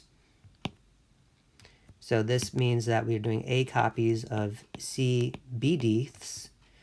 And to do a copies of c copies of 1 bdth is just to do a c copies. And we've already established that a non-whole number, or a whole number times a fraction multiplicand, you just multiply the whole number here with the numerator of the multiplicand, and we get a c bdths. Now this is a fact that you already know and use, that when you multiply 2 fractions, you really just wind up multiplying the tops and the bottoms. This should never be taught to a student without building up to it. And because otherwise it just feels like magic. Like, oh, I just, when I'm adding fractions, I only add the tops and make sure the bottoms are the same, but I don't change the bottoms. And then, but I'm multiplying, I multiply the tops and multiply the bottoms. Students can memorize all these rules, but it just makes math feel mysterious and inaccessible to them. And before long, they're going to get lost in the mathematics because they're building on a poor foundation. But we all know that this winds up being the result. You can multiply 2 fractions by multiplying numerators and denominators. Anyway, so one route that we could do this is to change both of these into improper fractions. So 1 2/3 winds up being 3/3 plus 2/3. That's the same thing as 5/3. I'm going to leave the units off for now. And 8 1/2 winds up being, let's see, 8 is the same thing as 16 halves plus 1/2, that's 17 halves. So we're doing 5/3 times 17 halves, means I want to do 1/3 of 17 halves and then do 5 of those. Let's go this way, yeah. So if you did want to break this up into the two-step process, which is a good way of thinking, it would be to do this first. Do 1/3 of 17 halves and then do 5 of those. And 1/3 of 17 halves winds up being 17/6.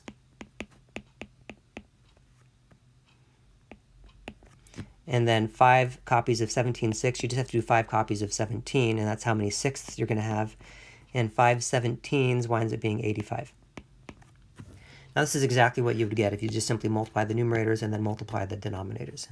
So that's the more direct approach.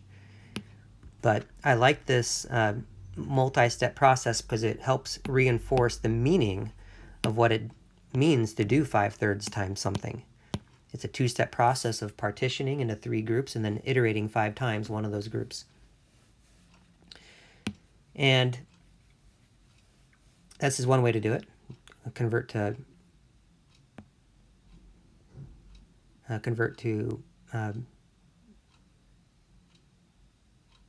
okay, yeah, I'm just reading the instructions up here. So we want to do this at least 3 ways and then draw at least one diagram to support your answer. I'm going to wind up drawing a diagram for this one here. In fact, let's go ahead and do that right now. So I'm going to draw the 17 halves.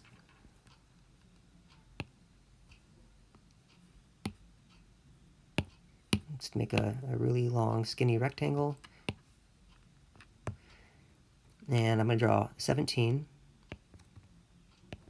3, 4, 5, 6, 7, 8, 9, 10, 11, 12, 13, 14, 15, 16. Oh, I got pretty close. And 17, bring that back slightly. Okay, there's our 17 halves. And 17 halves of what? 17 halves dollars. It also corresponds to 1 hour. So let's identify in this. You know, I made a slight mistake. I wanted to make a bigger box. So I'm going to partition this into thirds, and I'm going to do it horizontally. I'm going to do some cross. Oh, here's what I'll do. All right, there's. I'm going to copy this,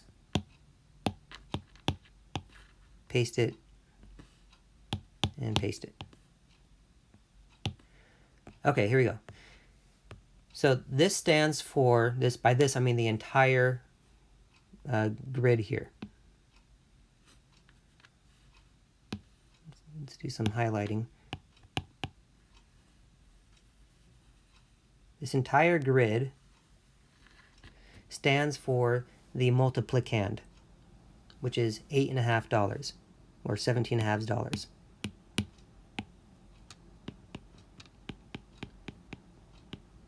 Which corresponds to 1 hour.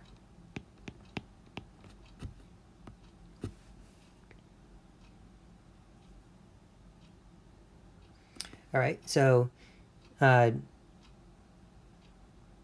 where's $1 in this then? Each column stands for a half of a dollar. So $1 is going to be 2 columns. So I wanted to do that.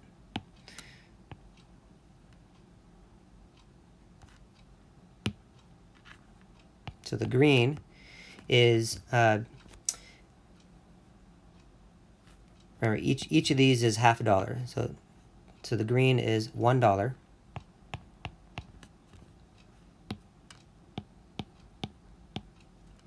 right, see if you can see your, let me move this around. There we go. So there's $1, $2, right? $3, $4, $5, $6, $7, $8, and then we have that half dollar at the end, right? So we have the $8.50. So each of these green boxes is $1.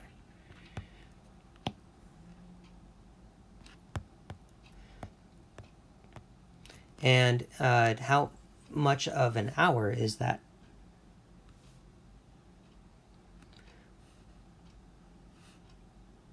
All right, so the best way to do that is to look at the columns.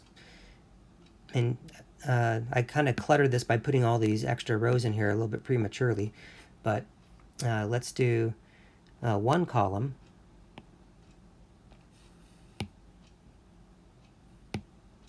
Make that look better.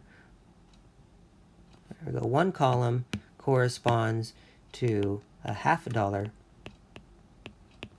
which corresponds to, well, how many columns are there total? There's 17 columns here, so it's 1/17 of an hour, which means that the two columns, which corresponds to $1, corresponds to 2/17 of an hour. All right, so I've really just drawn a representation of this 17 halves. That's the entire red grid, is 17 halves. But now I want to do 5/3 of that. To do 5/3 of that, we're going to partition 17 halves into 3 pieces. Hence, I did the 3 rows. So one of these rows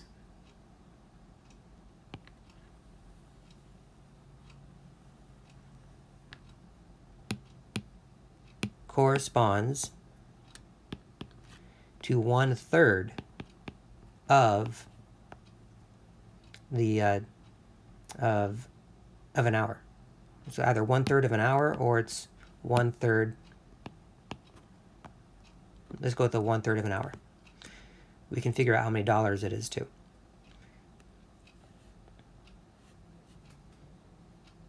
Well, there's 17 little boxes in there, and each little box is how much of a dollar? That's maybe a good question to answer. Maybe it's worth doing. So it's not cluttered too much. Let's focus on just one of these little boxes and how much that is. Well, how many boxes are in this? How many of those little dark blue boxes are in the entire hour? Well, there's 17 times 3. 17 columns, 3 rows. So that's 17 times 3 is 51. So this is 1/51st of an hour. But how much of a dollar? Well, a dollar is just 6 of them. So it's 1/6 of a dollar.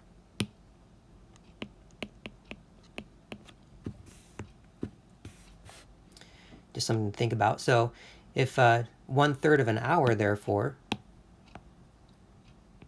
corresponds to how many dollars? Well, there's 17 little boxes in that row, in that pink row. So we have 17, and each little box is 1/6 of a dollar, so 17/6 dollars.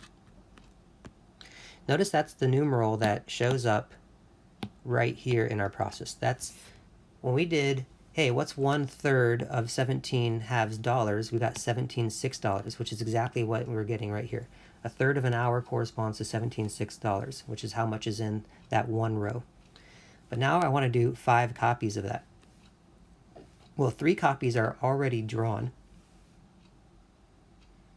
and I want to do 5 copies. So I got to draw 2 more copies. And this is going to start to look maybe a little bit cluttered. Let me move this labeling over here to the side so I can put things below. Move this labeling over to the side. Let's get rid of those things to the green box, and then the that blue box. Now I want to do 5 rows.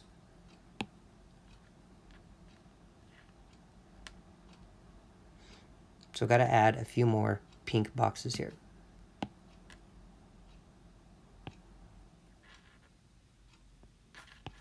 Add 2 more rows. Okay, this is getting a little sloppy, but I'm not going to take the time to make this look perfect. Okay, now notice I've made 5 rows, and so the entirety now, running out of color options here, the entirety of all of this, let's make it be, what color has not been used? Yellow, orange. Have I used orange? I don't think I've used orange. No, I haven't. Okay. So all of this is the answer to our question.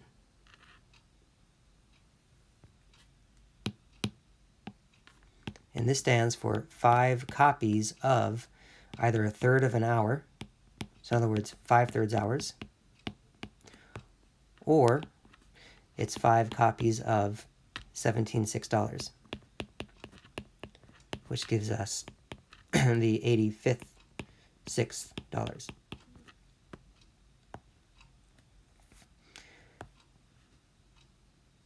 All right, so it's super easy to get lost in all of these little pieces here, and you can see why multiplication with fractions and keeping track of the units and all the unitizing that's happening and how much is this part and how much is that part and coordinating dollars and hours.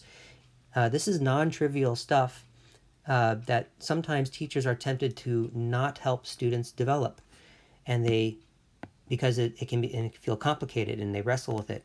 So instead they'll say, oh, just forget it. Let's just teach them that to multiply fractions, you multiply the top and bottom, you multiply that, and let's move on.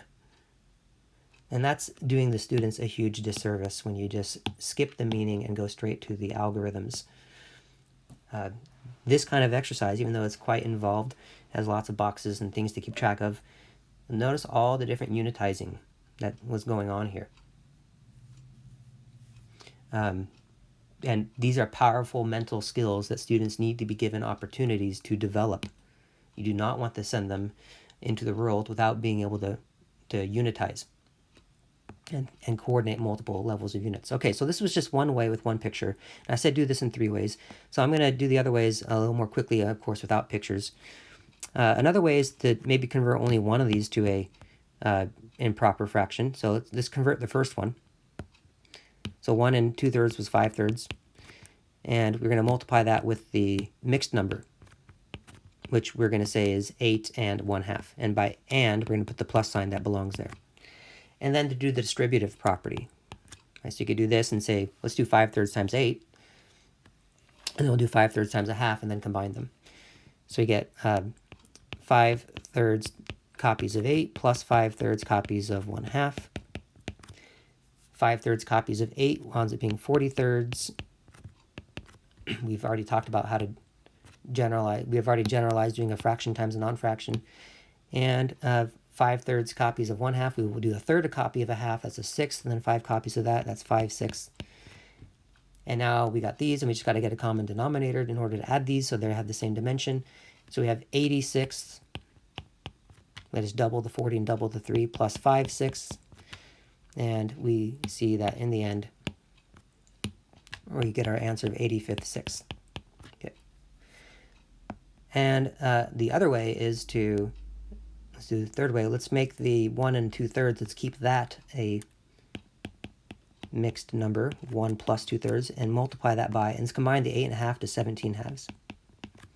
And then to distribute from this direction. So we do 1 copy of 17/2 plus 2/3 of a copy of 17/2. So 1 copy of 17/2 is just itself. 2/3 of a copy of 17/2. So let's do a third of 17/2. That's going to be 17/6. And then do 2 copies of that. That's going to be 34/6. And now we get a common denominator. Multiply by 3 and 3 for the first fraction. We get 51/6 plus 34/6. And that gives us our 85/6. Okay, so you do it that way as well.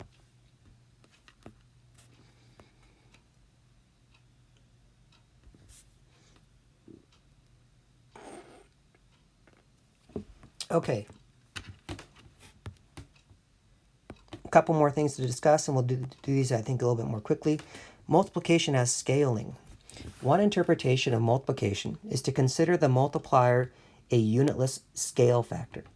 As such, given the statement A times B equals C, the value C is said to be A times as large as B. Also, A is unitless, while B and C have the same unit. So that's where some people like to think the multiplier is unitless. And B and C have the exact same unit. This is a valid interpretation, and it can be used in all contexts where A, B, and C are whole or not. So solve the following tasks. Brett makes $7.50 an hour, and his brother Andy makes 3 times as much. Find Andy's hourly wage. So we would take Brett's hourly wage. I'm going to convert 17/5 into a mixed number. It's 7.5.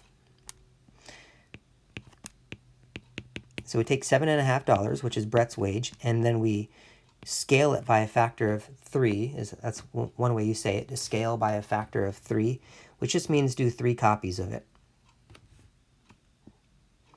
And this will produce Andrew's wage, or Andy's wage. And before I do that, let me do 3 times, let me make 7.5 into a mixed number. That's 14 halves plus 1 half, that's 15 halves. And then I'm going to triple that. To triple 15 halves, you just triple 15, you get 45 halves. Which if you wanted to put back into a mixed number, 44 halves is 22. So this is $22.50, or you can say $22.50. And these, of course, are per hour.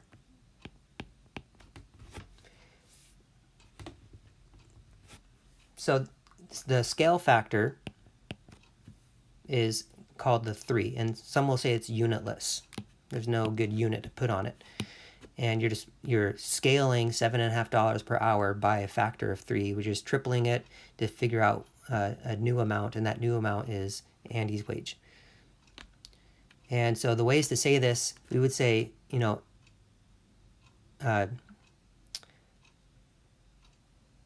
we would say some of the language would be something like scale Brett's wage by a factor of 3. That just means triple Brett's wage.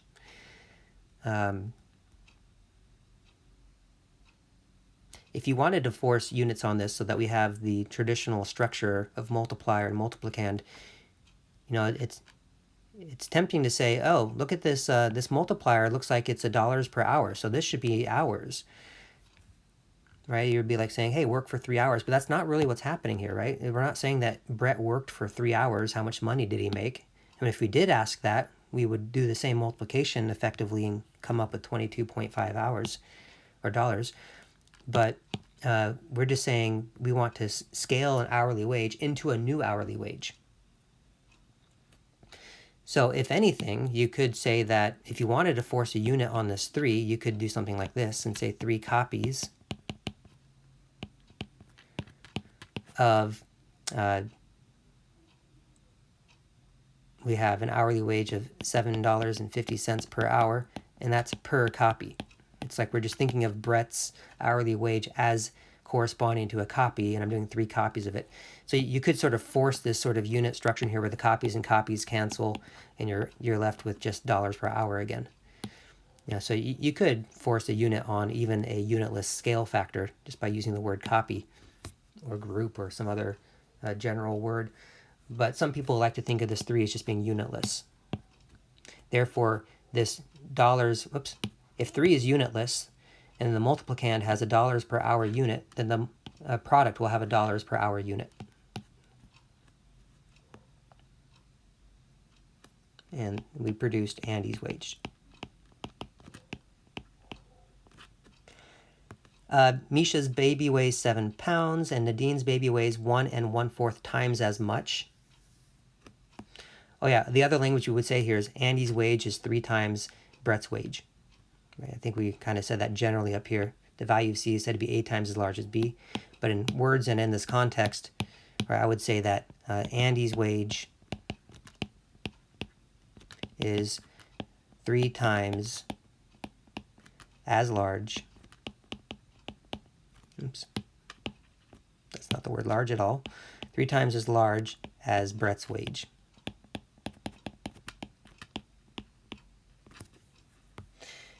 Misha's baby weighs 7 pounds, and Nadine's baby weighs 1 1/4 times as much. Find the weight of Nadine's baby. So we would take Misha's baby, which is 7 pounds, and multiply that by a scale factor of 1 1/4. And scale factors I usually put in the role of the multiplier, a unitless multiplier. And 1 1/4 is the same thing as 5/4. So we have to figure out the weight of Nadine's baby. We want to do 1 of Misha's weight plus another quarter, or you could just do 5 quarters. So to do 5 quarters of 7, and the unit on the 7 is pounds. we're going to put no unit on the multiplier. Just think of it as a unitless scale factor. And we'll break this up into saying, okay, well, if we want to do 1/4 first of 7 pounds, right? This a fractional multiplier means it's a two-step process. So we do set 1/4 of 7 pounds, and 1/4 of 7 pounds is 7/4 pounds. And then we do 5 copies of that. So that's going to give us 35/4 pounds. Right, the other way, of course, is to keep this a mixed number and say 1 to 1/4. Okay, so that means you would have 1 and 1/4 of 7 pounds. We'll distribute the 7, so that gives you 7 pounds plus another 1/4 of 7 pounds. So that gives you 7 and 7/4. That's 28/4 plus 7/4. That's going to be 35/4 still. And of course, both of these you could write as a mixed number. This is 8 3/4 pounds. This is the weight of Nadine's baby. And draw a bar that is 3 times as large as the bar below. We're sort of using for the first time this language times as large as. In other words, we're just finding 3/8 of this bar. So we divide the bar into 8 equal pieces. Let's go in half first. So that's roughly in half, then each of those in half, and then each of those in half. And so I would draw a bar, right, that is 3/8 as times as large.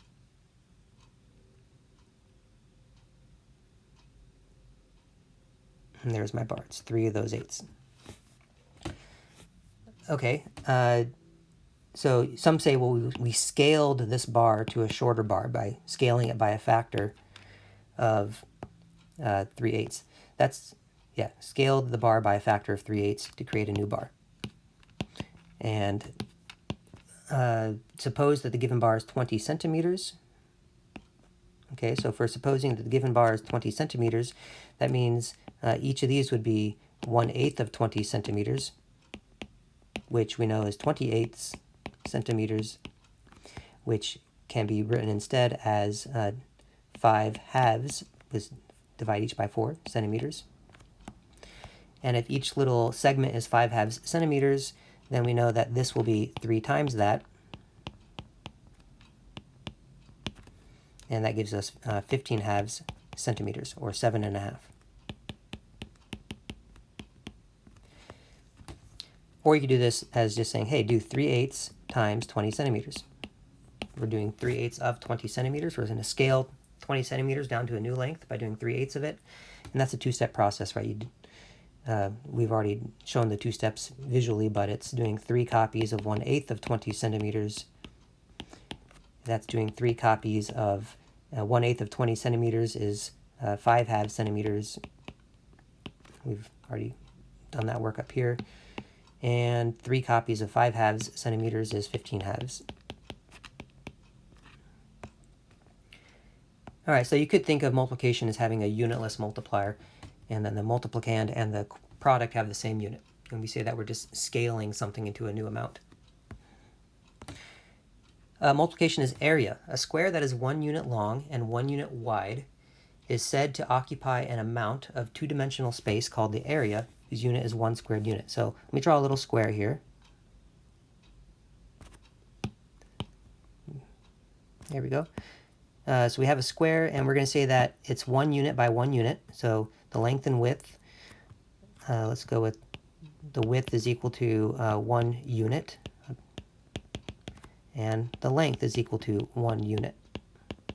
So you have a square that's 1 unit by 1 unit, and these could be feet, yards, meters, inches, miles, whatever, just some unit of length. And there's a certain amount of space taken up by this 2-dimensional space. This space here is called the area. It takes up a certain amount of room on your paper. It's the area of the square, and we say that the area of this particular square is 1 square unit. Or you can say 1 unit and put a little exponent of 2 on there. So then when you're doing like, here's a bigger piece of paper, and you're effectively making how many copies of this, would it take to fill up a region, and that's, you count how many of those squares there are in there, and that gives you the area of the bigger shape. And then the next thing I'm saying here, this is important, a shape can occupy the same amount of space without being a square. Right, so you don't have to have a square in order to think about one square unit. For example, if I were to take a, what if I grabbed a portion of this and shifted it somewhere else? Like, what if I grabbed this part right here and moved it somewhere else? Oops, that's not what I wanted to erase. You know, your square might wind up looking something like, so there's the part you cut out, and you tack it on there instead. Oops. Dang it, I'm messing everything up. Dot, dot, dot. This is a horrible looking square, but you get the idea, right? So if you cut this thing up and relocate a piece of it, then even though this is not a square overall, we still say this has the same amount of area. It's still one square unit of area. You know, it's even possible to maybe cut it in half like that and flip one triangle over to the other side. And so maybe your shape now looks like it used to be a square, and you just flip that triangle to the other side. So it's now a triangle, but it has the same amount of area. Right? It's even possible that you could imagine a circle or some sort of curving boundary region that has the same amount of area. If you were to remold that, it would be the exact same size as that. Anyway, so you don't have to be a square to have a one squared unit of area. But we are going to be talking about rectangles here and multiplication as area. If a rectangle has a length of A units and a width of B units, whether or not A and B are whole numbers or not, then the total area occupied by the rectangle is A times B squared units. This is true again whether A and B are whole or not. Find the area of each rectangle described below and draw a supporting image. All right, so we have a rectangle that's 3 feet by 2 feet.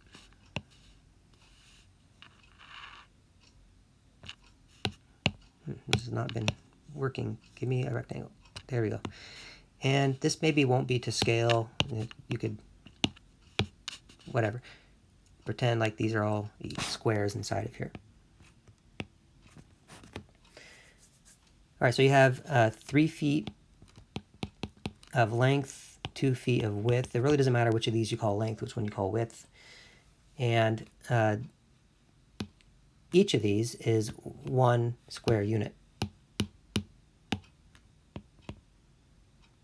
And this would be 1 square foot, and 1 square foot, and 1 square foot, etc.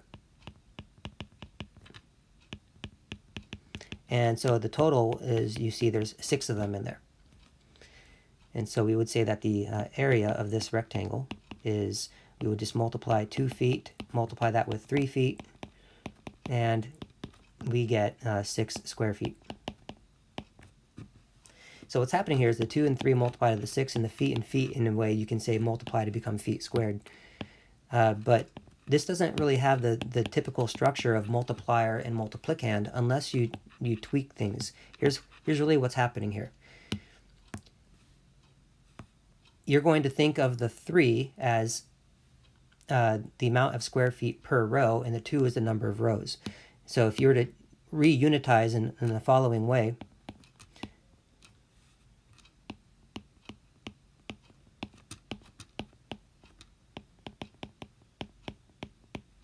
now we see our traditional structure of a multiplier and then a multiplicand, where the multiplicand is a something per something.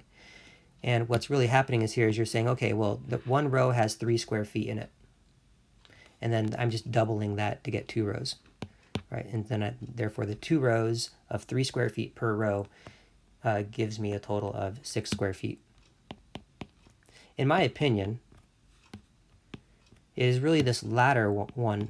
This latter way is the best way to think about finding area, is you're going to multiply rows by an area per row, or multiply columns by an area per column.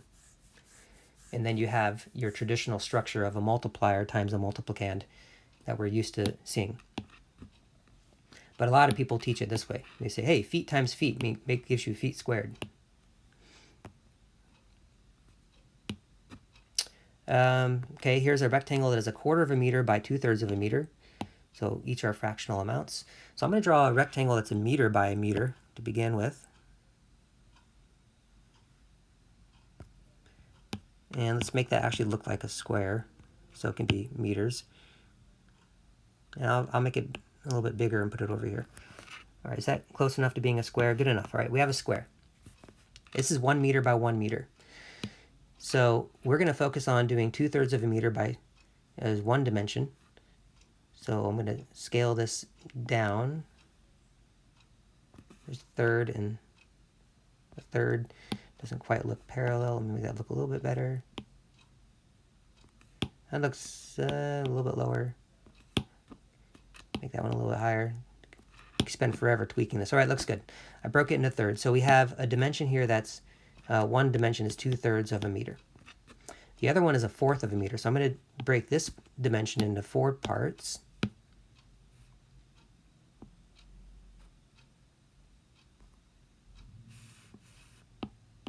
Doesn't look perpendicular or vertical. There we go. Okay, get that right there in the middle. That looks good enough. Copy, paste, and paste. Okay, and we have 1/4 of a meter as the other dimension. So the actual rectangle whose area that we're trying to find is right here. Right, so we're trying to find the area of this portion. Here's a rectangle that is 2/3 of a meter by 1/4 of a meter. Well, keep in mind that the entire rectangle, because it's 1 meter by 1 meter, the entire rectangle is 1 square meter. So we just got to figure out what fraction of 1 square meter we're looking at here. Well, each of these, just one of these right here. Oops, wrong device. There we go. This one right here, that is let's see, there's 4, 4, 4, 1/12 of a square meter. Therefore, the orange area is 2 of those. Right? The orange area is 2/12 of a square meter. Or you can say that's the same thing as 1/6 of a square meter.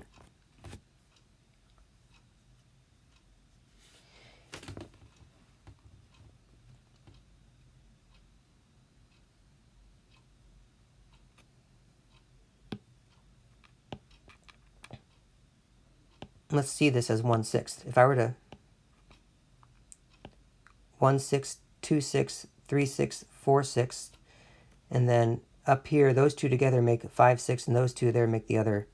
So we do see that if I were to copy this orange region 6 times, I would reconstruct the entire square meter. So it's 1/6 of a square meter. And I like to do, we have,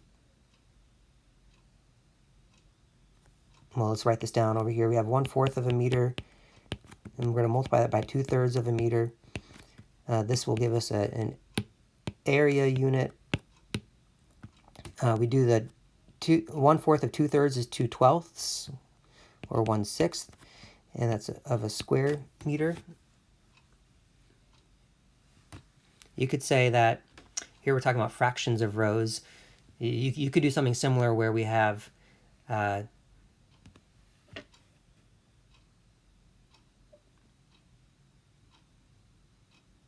do we want to say this? Maybe we could focus on columns.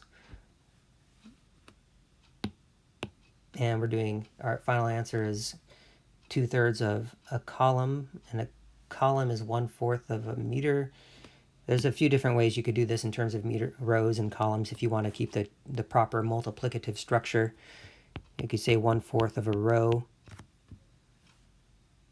or of a column. Maybe that's the better way to say it here. 1/4 of a column, and each column, so we're thinking of this right here as one column. We're doing 1/4 of that, and each column has 2/3 of a square meter in it. So 2/3 square meters per column. Then you have this kind of multiplicative structure. It gets maybe a little bit trickier to think about when you have the fractions involved, but you could also tweak this so that it has a proper multiplicative structure, where the traditional role of a multiplier and multiplicand are visible. Anyway, so we get 1/6 of a square meter in that case. And I should go back up here and really emphasize that each of these was 1 meter. So that this whole big box right here was just really one of those blown up. And last problem here. A rectangle is 5 yards by 3.5 yards. Okay, so let's go with 5 yards as the length. And this I want it to be 5. Let's see if I can do this fairly well. That's good enough. All right, there's 5 yards. And the other one's 3.5 yards. So I'll try to keep the same dimension going, same proportions. 3 and we need to do, I'm going to do 4, but stop it at 3.5. Okay.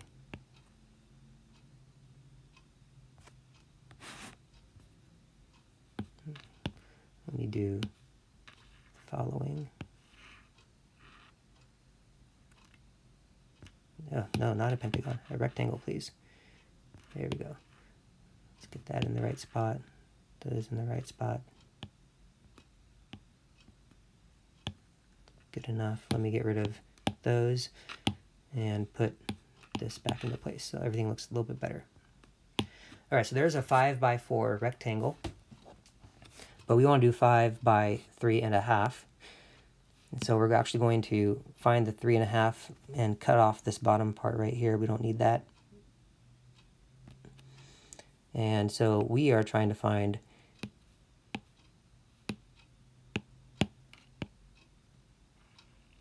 the area of this portion here.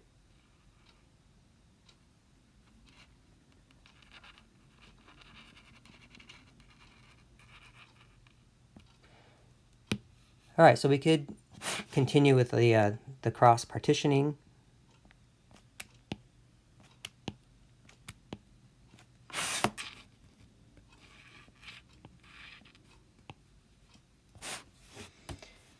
Where each one of these, that is 1 square yard.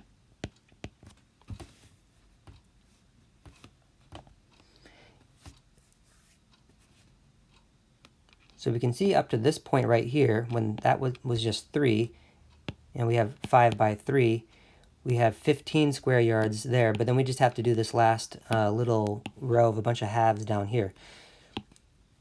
You take 2 of them, put them together, it makes another square yard, and another square yard, and then a final half of a square yard. Right, so we had 15 square yards in just this portion right there. There's 15 square yards there. 16, 17 and a half. Right, so our picture helps us know that the answer will be that the area is 17.5 yards, square yards. Or you could write that as 35 halves.